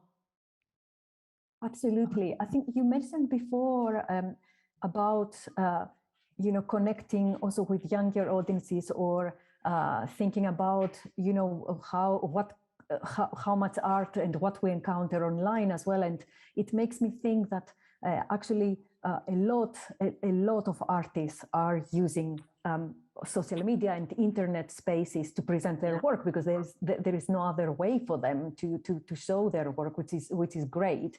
So I totally agree. I think it is really interesting to kind of, you know, to continue, like to not just, hopefully it's not just something that we will abandon after, you know, if things change, but also thinking about our environmental footprint as well, carbon footprint, and, you know, thinking about these pre-pandemic events where loads of people would fly around the world for just a talk, and then you know, when things like that happen online right now, and hopefully we will be able to continue being sensible with activities like that in the future. But another one thing that I wanted to ask you as well, also thinking about, you know, moving activity online and suddenly switching from live in-person events and physical spaces to presenting work online. If you encountered any challenges with that, it makes me think also about our experience at FutureEverything in terms of, although we are an organization that for many years has been curating work, digital art, and engaging with digital culture, it was all our activity was in physical locations. So we had to learn so much in terms of doing things online suddenly, and it's something that we want to continue doing. But I was wondering if you encountered any challenges, but also thinking about the internet and online spaces as maybe not quite as public spaces, or like so yeah, how in terms of experience for individuals? You mean if I encountered new talents? Is that the question? No challenges, like any difficulties in terms of reaching people online, or like suddenly moving your work online. And I'm just thinking in terms of like learnings, things that you've learned. Challenges. Yes. No, I got you. Yeah. Oh, a lot. Learning to use Kuntz Matrix. That's Kuntz Matrix, exactly. It took actually. Before using it, we had to research a lot to find the right place to do an online exhibition, and not too costly, since the income is not as before, and it took time. It wasn't like this is what I was saying. Everything we did, it took much more time than we're used to. Like collecting for the art competition took so much time. To collect all of this art from people's houses, and during a full lockdown, and receiving by mail, and it was a continuous challenge, and even on the social media there were challenges. To participate in an online and see what type of echo it will do to the gallery, to the artist, even joining a physical art fair during pandemic, the restrictions, because people from Jordan couldn't go to Paris, so I had to find someone to reach there, and it was continuous, and especially with all these apps, the new apps that I had to learn, and we're not as fast as my children are, and it takes time, and to be convinced even took me time. Like for the longest time, I said, "What's this NFT?" Now I see it in a different perspective. I see things in totally different perspective. I'm not saying that everything will become digitized, but I think they're going to go hand in hand for a while, and we don't know what the future will offer eventually with all this technology going on. Like Art Dubai now, they have a digital section. And I wanted to participate in it, and then I said, let me check it out first, then maybe next year we'll see if I get more and more artists to join. Yeah, thank you, Suha. Rachel, do you have any final comments before we close the session? I mean, just as far as challenges are concerned, the biggest challenge for me has been in this tiny space on my own. And how do I've had a few commissions to do really quite major performances. And, I can't go somewhere else. I mean, I was lucky. I've had a few that I have been able to, because of the support of the commissioners, be safe and go to them. But sort of being able to turn this space into, I had a commission for COP26 I think they were going to be showing something to about an audience of, I think it was about 2,000 or 3,000 schools across Great Britain, to do a live artwork that was going to happen during a platform. And so there were literally, I knew there were going to be thousands and thousands of people watching, and I'm in my space and I don't have any digital support, and I'm actually also visually impaired, and just the whole concept of trying to make these things happen.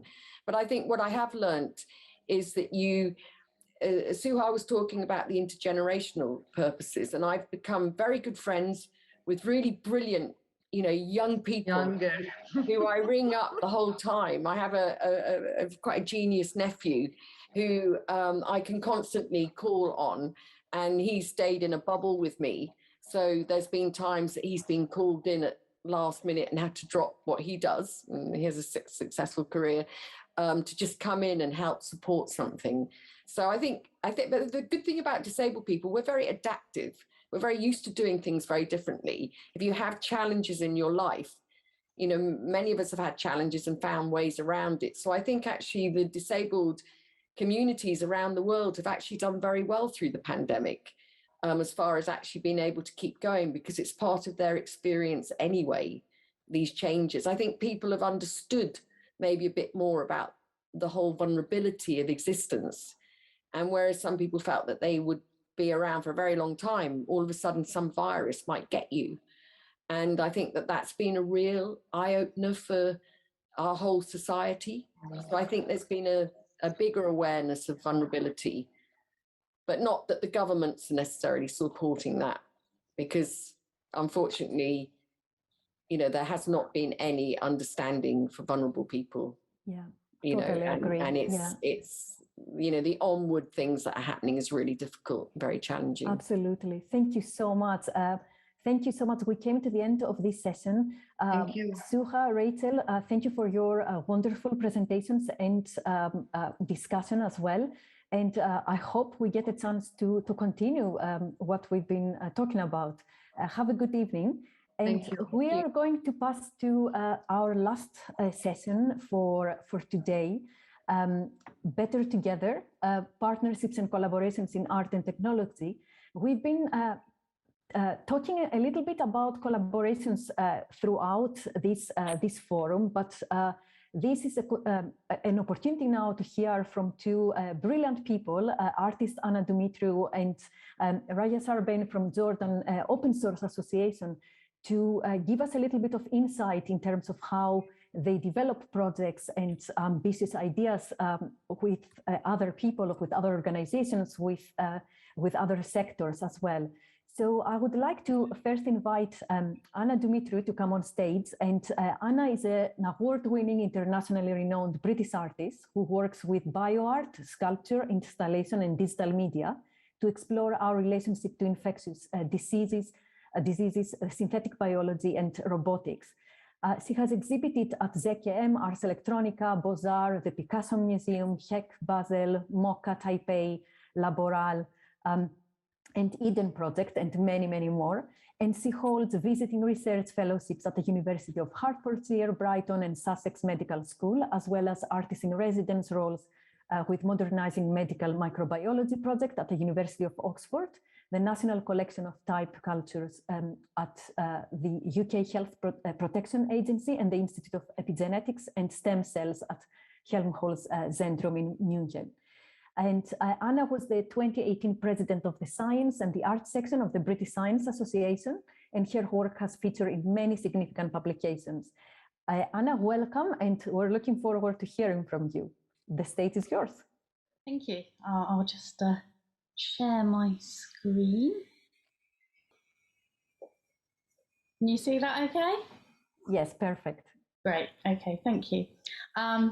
So yeah, you've told people that bit, so I won't go through my biography too much. There's a few other roles as well. I collaborate a lot, and I'm very keen on keeping those collaborations going because we always have more stuff that we want to work on. Once we do one project, it's never the end, it's the beginning.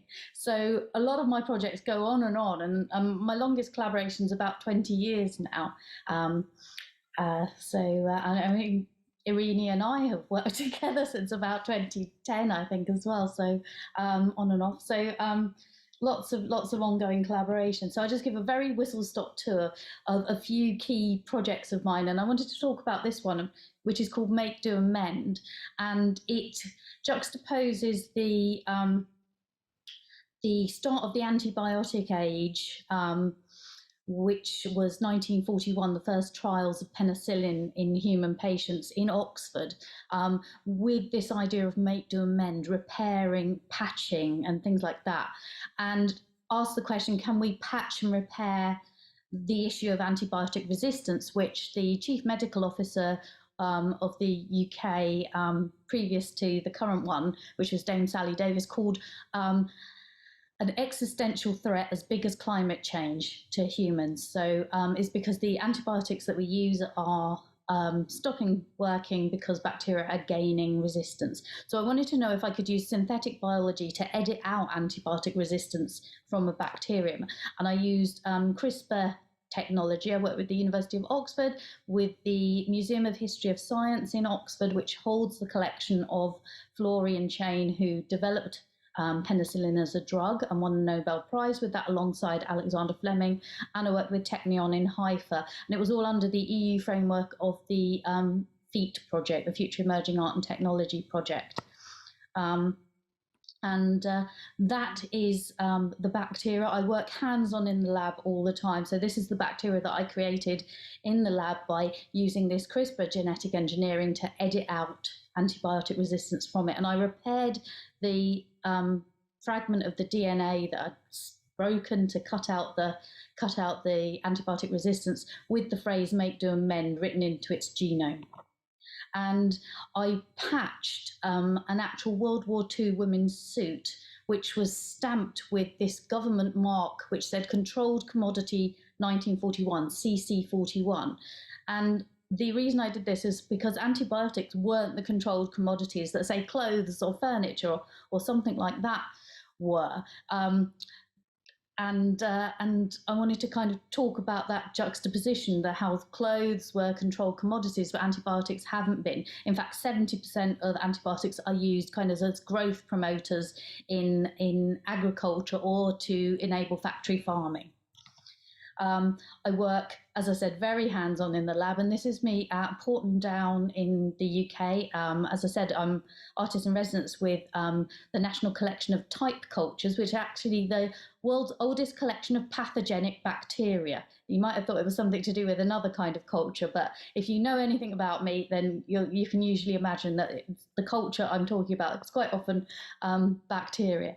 And this is me in a category 3 sterile hood holding a plate of Yersinia pestis bacteria, which is known as plague, one of the largest killers ever existed in the world. In fact, it killed a third of the population of Europe at the time during the Black Death. So a very sublime organism, very interested in these ideas of sublime. And this is the plague dress I created, which is impregnated with plague DNA that I extracted myself in the lab. And I can't go into details, but it references lots and lots of stories about the history of the plague and the Great Plague of London and the links to China and the Silk Road and things like that. And the embroidery that you can see on the dress is actual period embroidery from the era of the Great Plague of London.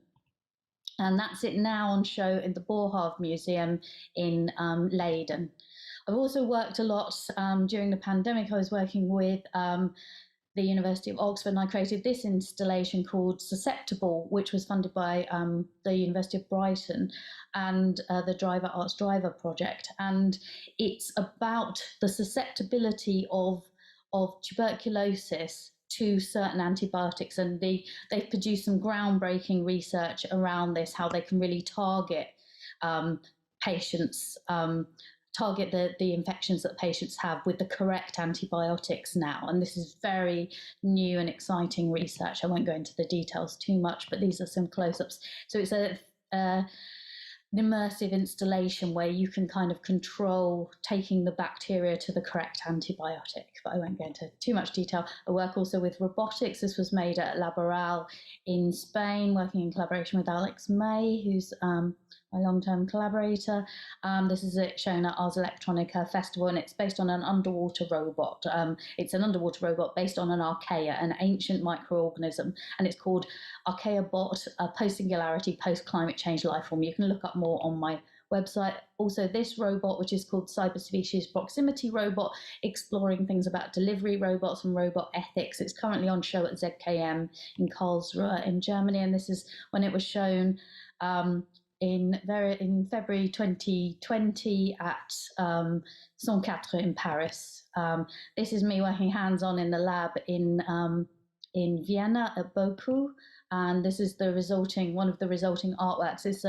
It's a kind of fermenter that contains a yeast that's capable, that we created working with the scientists, that's capable of capturing carbon from the atmosphere and outputting lactic acid, which you can polymerize to make PLA, which is 3D printing filament. So you can make plastic out of carbon using this yeast. Obviously, it doesn't do it very well at the moment.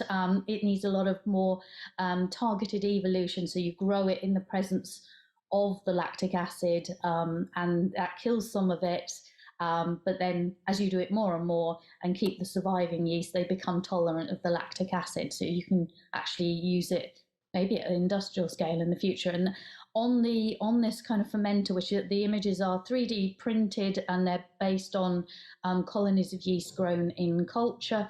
And there's a little one on there that's kind of more creamy coloured, and that's actual lactic acid that the yeast has made. So the PLA that we've made from the yeast. I'm also working with chicory plants and the in a European Union project called CHIC, which is looking at whether the EU is ready for genetic modification of any kind in plants. In what they're looking at is using knockouts to knock out certain genes in plants to make them better to produce, in this case, to produce more inulin. But I was very interested in this idea of the chicory plant because Goethe, who's one of the greatest kind of pioneers of art-science collaboration, was very inspired by a book by Novalis in German Romanticism, where Novalis talks about this idea of the blue flower, which became a central symbol of the German Romantic movement. And that movement was in direct opposition to the Industrial Revolution. It was saying that nature is privileged and industry is basically a bad thing. But now this blue flower, you can't see the flower here, but it does grow wild on the roadsides in places like Germany. They believe from the tears of maidens crying from their lost loves and things like that. It's got a lot of folklore around the plant. But now here it is being studied as this subject for genetic modification, for biotechnology. So it's now at the kind of heart, rather than being separate, it's at the heart of the biotechnological revolution that we're now experiencing. And and things like this is very ethically interesting because these cisgenic modifications can occur in nature, they just take a lot longer.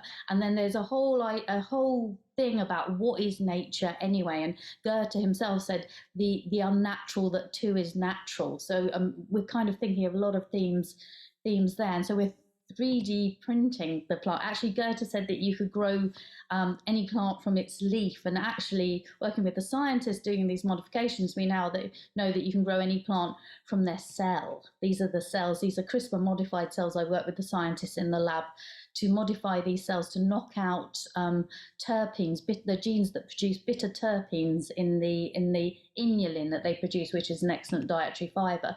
And we're playing with this idea of 3D scanning the plant and looking at wireframes of it. There's an augmented reality version playing with these glitches, and so you can kind of fill your world with these modified plants, albeit virtually. This is a mock-up of the final installation. The flower bit and the stalk there is not finished, but you can see from this, which kind of looks like it's also augmented reality, it's actually a real plant that we've made out of 3D printing. And so some of the leaves are glitched, it's made out of plastic, and it will hold in it as a kind of reliquary some of the CRISPR modified protoplasts that I showed earlier. And that's going to be traveling shortly to MIT Museum in Boston, well, Cambridge near Boston, and also it's going to be on show in the Kunsthaus Wiesbaden. And I should say the Fermenting Futures is going to be on show from next week, from the 2nd of March in the Künstlerhaus Vienna.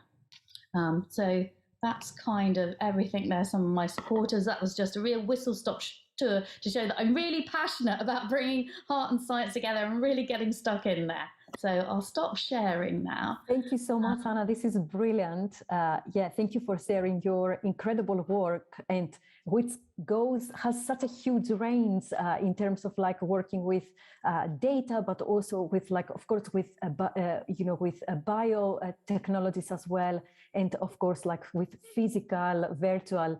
So this is brilliant. I'm going to keep questions for the conversation.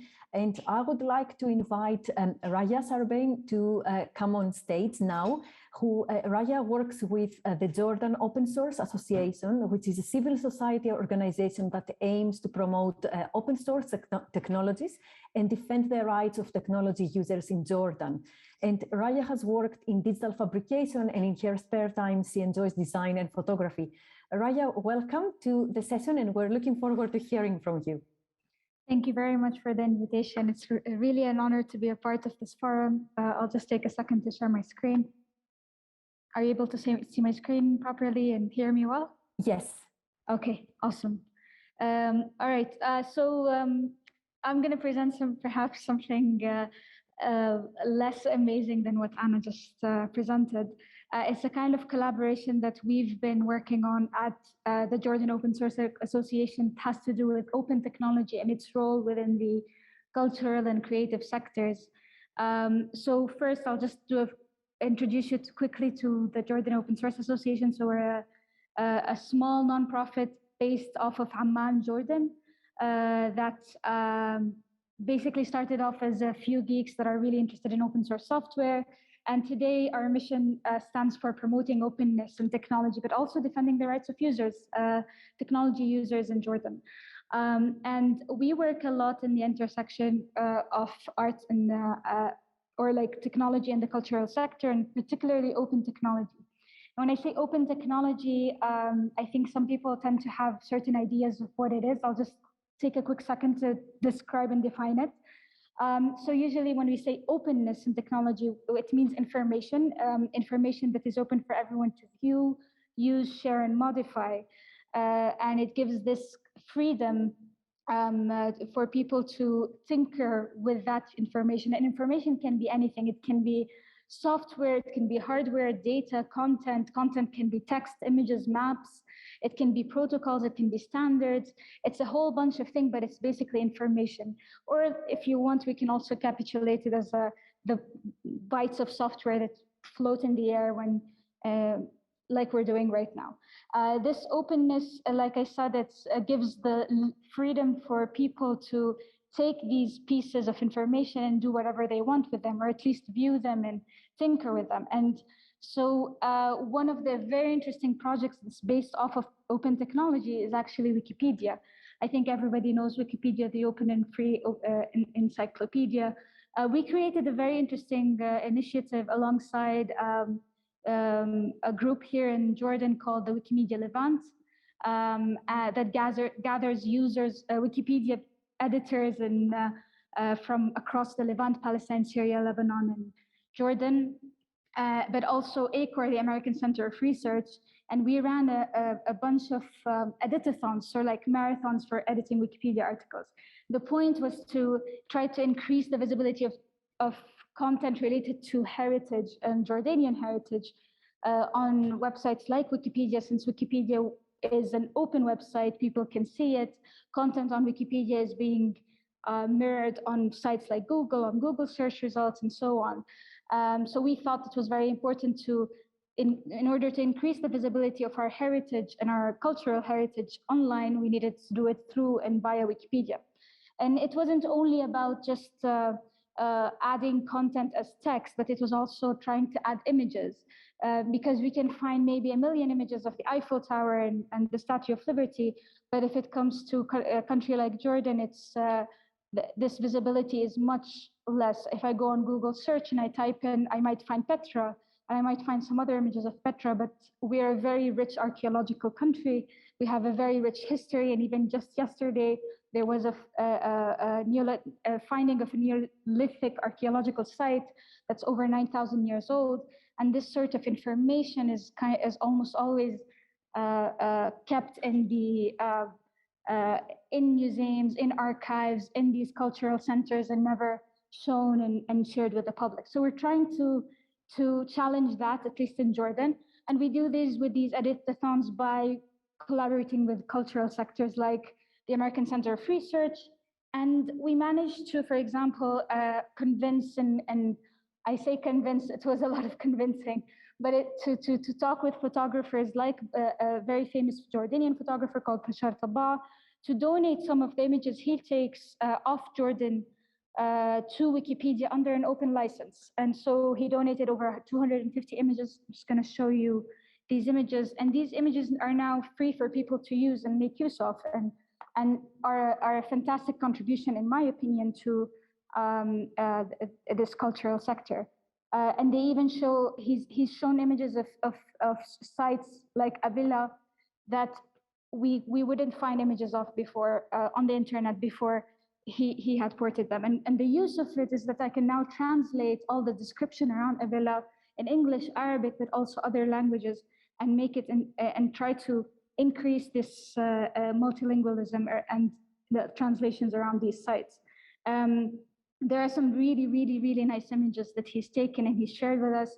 And we're now talking with other photo archives and other in Jordan to try and also do a similar initiative. These editathons, in terms of images, it's a few hundred, but in terms of words, we've been able to contribute over 20,000 words in just a year related to cultural heritage of Jordan, which I think is a really good initiative. And we're trying our best to proceed with these efforts. Another initiative that is quite similar and has to do with a member of our volunteering community, and you've probably heard of it, is Jordan Street Art. So Jordan Street Art is actually, and here it has to do with openness in technologies, because this young Jordanian computer scientist, his name is Ali, decided to try and create this open map of all the murals and street arts of Jordan. He started with Amman and moved on to Irbid, and he's trying to add as much data as possible. It's completely powered by open source technology. The data he has is open. People can contribute to the site. And it just makes a really great free tool for people to use in tours, in street art tours, and also trying to better understand where the concentration of certain murals are and who are the artists that are creating these really nice murals. I'll just show you the site really quickly. And I'll admit, here there's a challenge for I've talked to Ali before, and he faces a challenge. For example, he's not able to get all the data of murals because certain organizations that commission these murals are not so open to sharing, for example, where the murals are, the titles, the artists, the donors, and so on. So this data, sometimes he has to crowdsource it from other places and talk to various different artists and rely really generally on the internet. He had like a little small campaign going on Twitter telling people, do you know the artist behind this mural? So he can add names. So for example, if you go here, this mural, you'll have the image and the artist links back to their social media accounts and so on. Completely built on open technology. And I think it's a fantastic piece of product that really works in this crossover. Something probably related tangentially to art, but I had to add it, was open hardware, and specifically open source medical hardware. Back in 2019, we hosted an engineer from Gaza who worked on using 3D technology to produce tourniquets and stethoscopes for hospitals in Gaza because they ran short of them. And it was something, and it's completely open source. So the files for these 3D printed tourniquets and stethoscopes are available for anyone to use and download at home and just build their own medical equipments.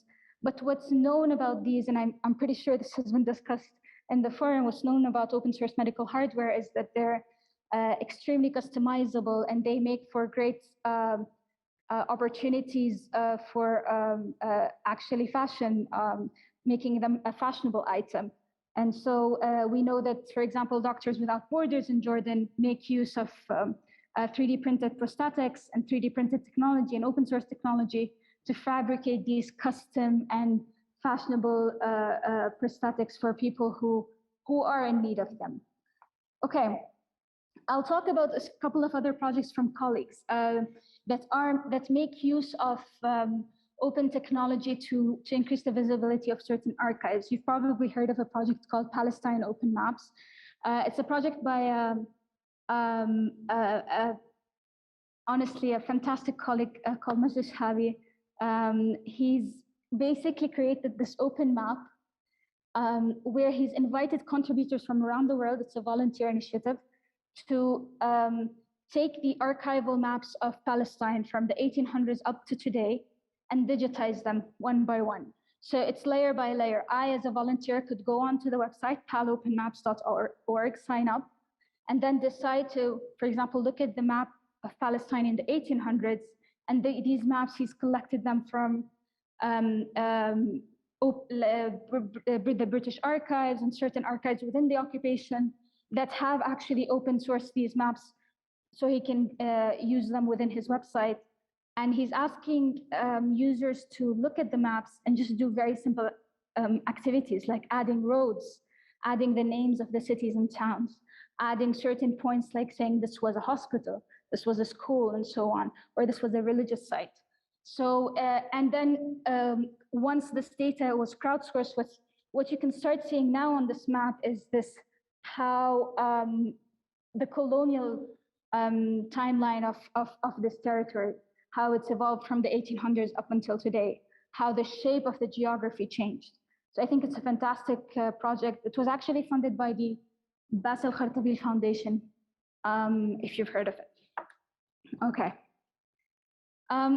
What's really good about open data, and if we have other Wikipedia people in the forum today, I'm a big fan of Wikipedia, I'm a Wikipedia person myself, is that you can really take the data from Wikipedia and just create really fantastic projects like the history of the entire world in a timeline that really looks good.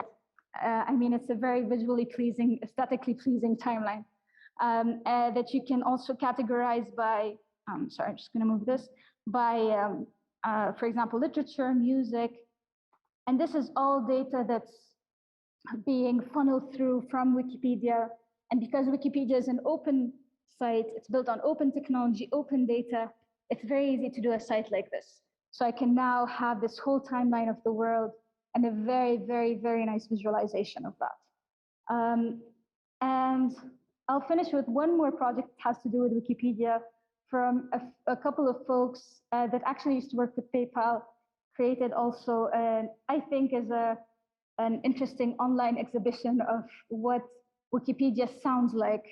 I'm not sure if you will be able to hear the sounds, but if you go to this website, you will hear every single contribution, but as an audio experience on Wikipedia. So every time someone makes an edit on English Wikipedia, you can even, if you go down, you can see these changes, what they're made on which article, by which user. And then you can decide, okay, actually, I want to see all the edits that are being done on, on Arabic Wikipedia. So if I go on Arabic Wikipedia and compare it with English, you can start seeing it's much slower.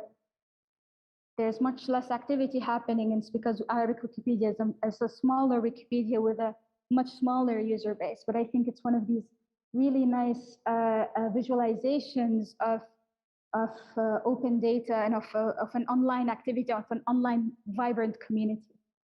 And so, yeah, this is what I was planning to talk to you about today. I hope it was insightful in one way or the other.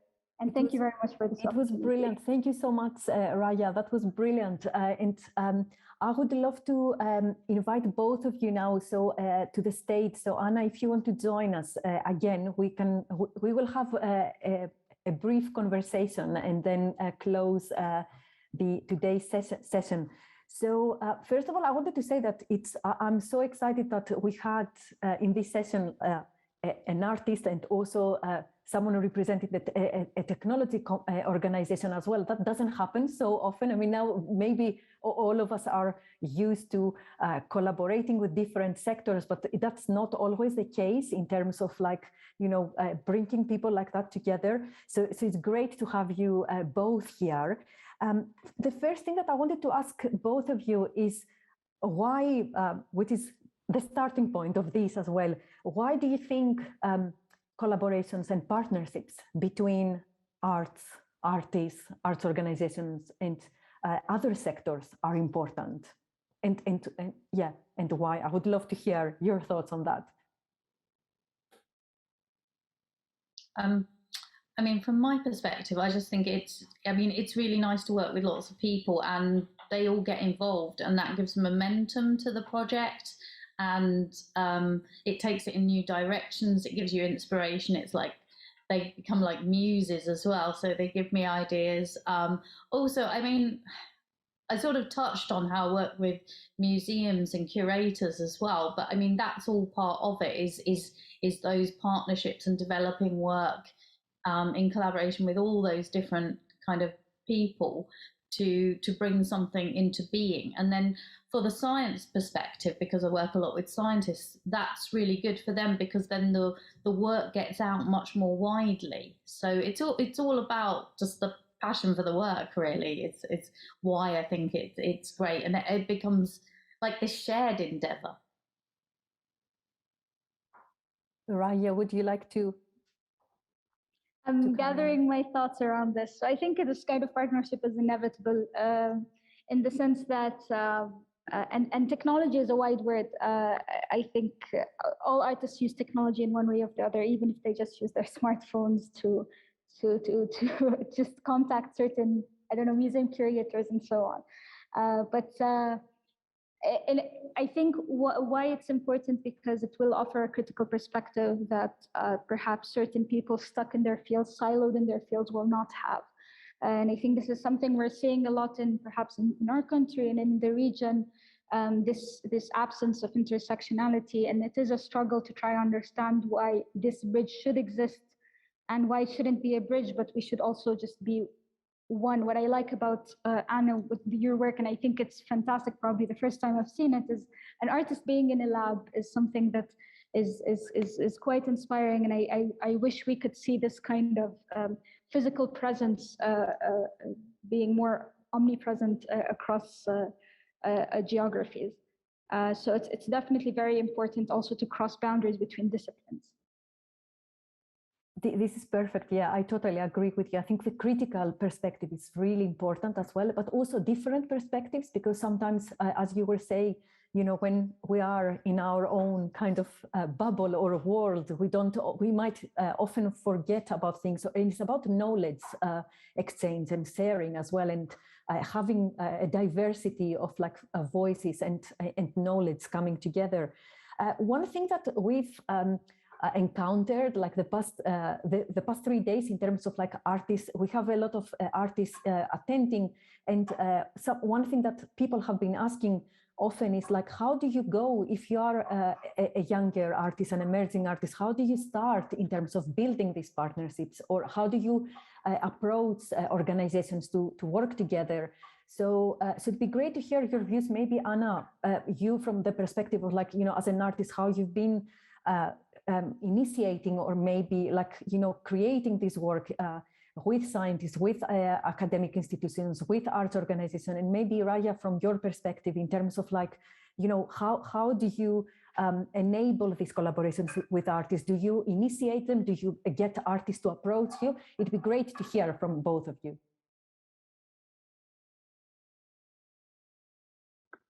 Shall I start?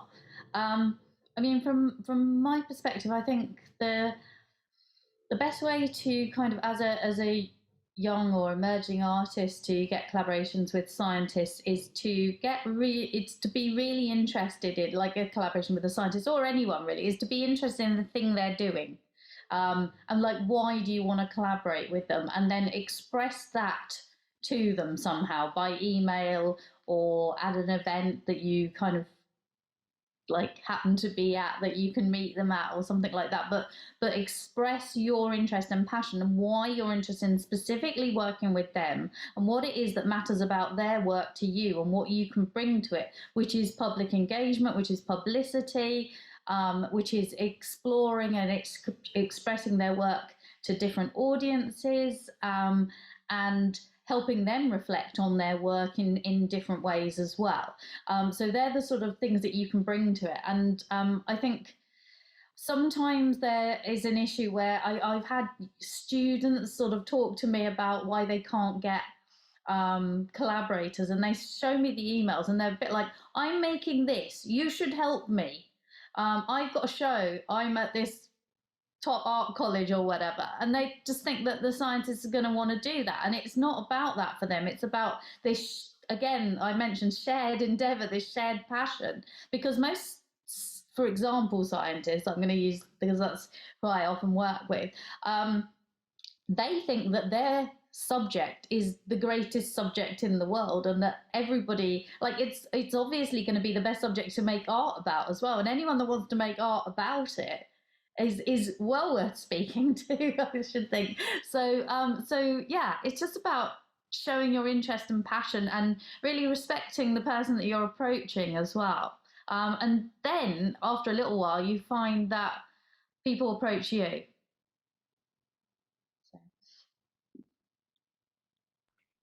I will echo what you said, Anna, and say that honestly, it requires a certain degree of extrovertedness for people to go ahead and meet very interesting people who are working on certain experiments that wouldn't have crossed your mind previously.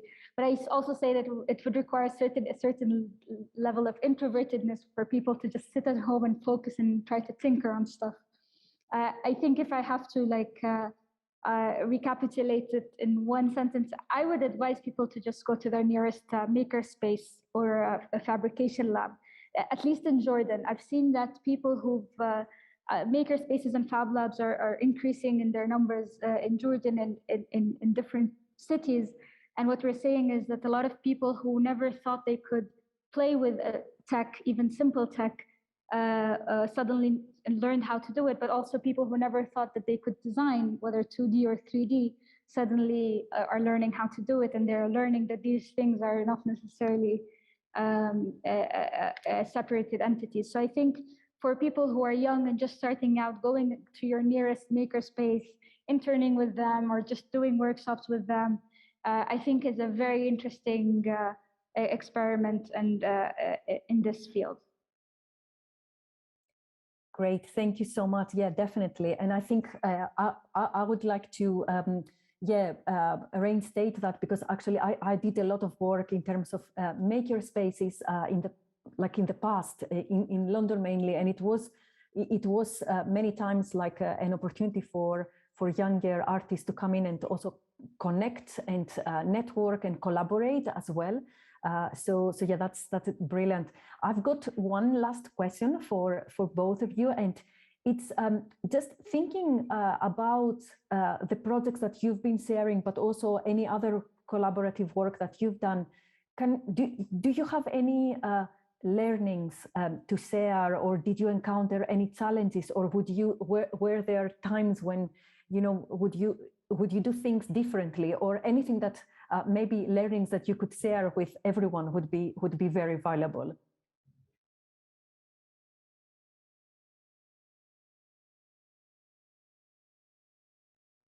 I don't know who wants to go first. Raya, do you want to go first? I can start with something very quick. I think one of the things we struggled with at JOSA was it was very obvious to us that artists, photographers, cultural institutions will struggle to, for example, open their doors to us and tell us, okay, let's collaborate. When we talk to people who have a massive trove of photo archives, or have an entire archive about, for example, embroidery, tatriz in the Levant, they will struggle to share that information with us. And I think trying to break that glass is an interesting challenge. And I think one of the learnings is trying to communicate the benefits of sharing that kind of data, cultural data, artistic data, with the tech world, and what the benefits are for in terms of open knowledge, open culture, benefiting people who are just on the internet and want to learn more stuff. I think this is one of the things we're trying to learn. Some cultural institutions will tell us, okay, I will never share my photos online for free under an open license, because then they will never come to visit my work. And I think one of the popular answers to give them is everyone knows what the Mona Lisa looks like, but everyone still goes to the Louvre to visit it. To encourage people to go and these institutions to actually really open their archives, open it to the public, make it available online is something that we're learning how to do best. Thank you, Raya. Anna, would you like to add anything or share your learnings, experiences, challenges? I was just trying to think. So, I mean, like, that you do something differently in every project. You'd never go, oh, that's the perfect project. If you like any artist who like, I finished that, it's perfect now, I'm going to stop that and do something else. It's like that never ever happens. So I think my advice would be to say what you really want or explain what you really want, because like with collaborations, you need to be clear. You'll get involved, especially when you're working with these like big academic institutions or whatever. They have departments that deal with the legal stuff. I suppose sometimes you'll get they'll try and force you into handing over the IP of an artwork, but they don't really want the IP. It's just because the legal department has never worked with an artist, so they work with like an inventor or something like that. And so they think this thing you're going to make is going to be like an invention that they can make some money off.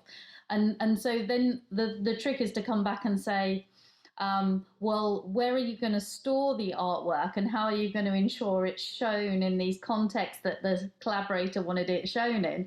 And then at that point, they usually roll over and hand the IP back to the artist, or agree to give the IP to the artist, because they don't really want to do that. So that's quite a stressful one, is the IP debates. And yeah, so that, and then just always like explain what you really want, because quite often people just don't know how to work with artists. You have to explain that I'm going to do this in my process. This is my process. You know, I'm going to work in the lab. We need to do all the risk assessments. Don't worry, I enjoy risk assessments, things like that. And then you can kind of do that. And then my best bit of advice, which I give to all like the younger artists I sort of mentor and things like that, is try not to fall out. The best thing to do is, if you can get through a project and you're all happy, even if it was like a stressful one, and I'm not saying like collaboration with scientists, I almost never have anything like that, but like you can have, you know, curators or whatever. It could be a stressful situation, installing a show or working with producers. Just try not to fall out. That's my best advice. Keep smiling, try not to fall out. Thank you so much. I guess from our perspective at FutureEverything is definitely to have clarification and like clarity of roles, and also transparency, definitely from the beginning, so everybody's aware of what is happening. Yeah, definitely sounds great. Thank you both so much for your inspiring and brilliant presentations. Thank you for sharing your work with us.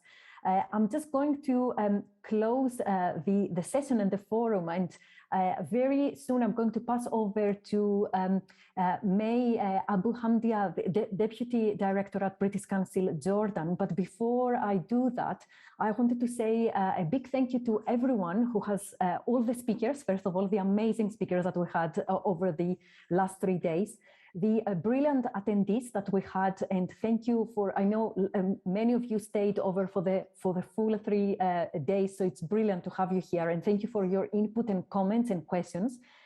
Also, I wanted to thank my amazing colleagues for being in the background and making sure that everything runs smoothly and we run on everything on time. And a big thank you to the British Council team in Jordan and the UK, and especially to Ala Katam and James Tyson, and for their amazing work, and also to Hind Juka from Artemedo. This was like a collaborative process to put all this event together. So also, just to say that it's really important that events like this happen. So I'm grateful to the British Council for giving us the opportunity to curate this event and bring all these amazing people from Jordan and the UK together. So I hope there is more to follow. And without further ado, I would like to welcome May to give us the closing note and let us know what happens next. Thank you, May.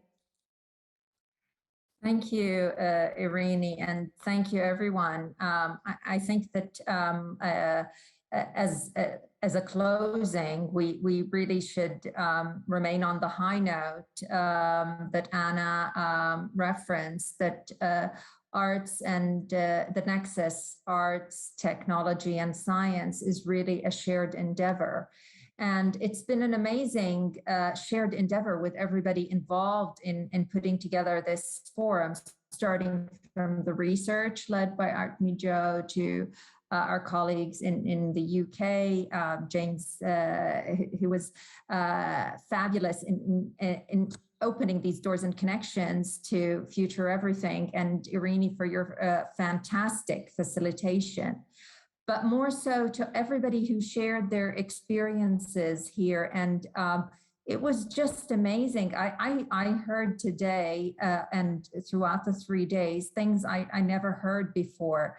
Mediali, for example, is so how even the time is evolving our lingo, and we're creating new phrases that respond to the time.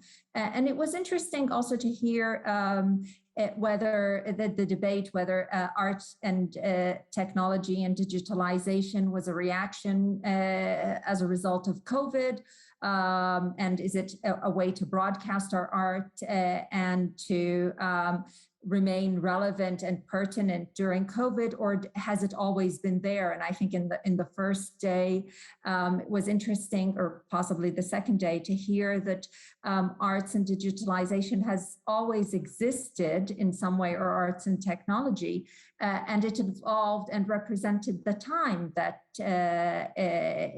the time period in which it is created, and we saw an evolution of that, our work and the coming together of technology. And that's really what we want, to open the space for art, technology to come together here in Jordan. And for us as the British Council, the building bridges as the UK's cultural relations organizations is really at the core of what we do, but also supporting partners who never knew each other to connect. And we hope that this forum really was that medium for connection. And maybe without technology, some of us couldn't connect together. And technology has enabled us to reduce our carbon footprint, but also to bring together people much easier through platforms than we would have in the past, although I'm sure all of us enjoy travel. And but it's also an opportunity to bring art into people's homes. So that's something that has really grown in the past 2 years. And we've heard today how some of our partners in Jordan have responded to that and pivoted in order to maintain their presence and reach new audiences. So it's really not just because of where we are and what's happening around the world. It's how art represents the world we live in. So all of what we heard is really, we live in a technology world right now. So art is a medium to represent that world, art and digitalization. So what comes next? Obviously, there was a significant amount of work done through the scoping, through our partners in Art Mijo, but also in finding out what's happening in Jordan and in the UK around the world, some things that we never knew before. And in the British Council, through our new lens of programming and global approaches to programming, it's just coincidental that today I was in the global working group that is designing our digital showcasing offer for the future. And a significant part of it will be around breaking boundaries, but then through digital showcasing, but a significant part will be around curating, reaching out to artists and practitioners who have worked in that technology, art, and science nexus. So watch that space. And we'd really like to hear from everybody who attended this forum how you've benefited from this. We heard about the barriers, for example, from Hind around art and digitalization in Jordan, but at the same time, Raya spoke about fab labs and technology boom in Jordan that exists in a lot of other areas. So it's our role to connect these stakeholders together, and hopefully this forum will be the start of this. And this scoping research will be very fundamental in guiding our future planning. And in terms of next steps and opportunities, we really want to co-create with our stakeholders what it looks like to bring together artists from the UK, from Jordan, practitioners in technology, to develop products and offers together. We'd like to work to make resources available, and obviously to have more and more forums like this. We'll be having a validation session on the 28th of this month. So this will give us an opportunity to get further feedback on our research, as well as all the engagement that we've done, and it will shape the future of what we're doing. But digitalization will be a significant part of it, and we want to go beyond just digitalization as a means to broadcast, but really to create art. And listening to Wikipedia, you wowed me, Raya. I just texted my son. Obviously, this session made me sometimes feel young and sometimes feel old, because I wasn't born into technology, but just seeing how quickly the world has responded to technology, not just in the form of producing technology products, but bringing multidisciplinary actors together. So thank you for everybody from all sectors who has contributed to this, and for all the very innovative things that you've shared with us. And we look forward to the next steps together. Thank you. Thank you very much, May. And again, a big thank you to everyone, and have a very good evening. Bye-bye from all of us.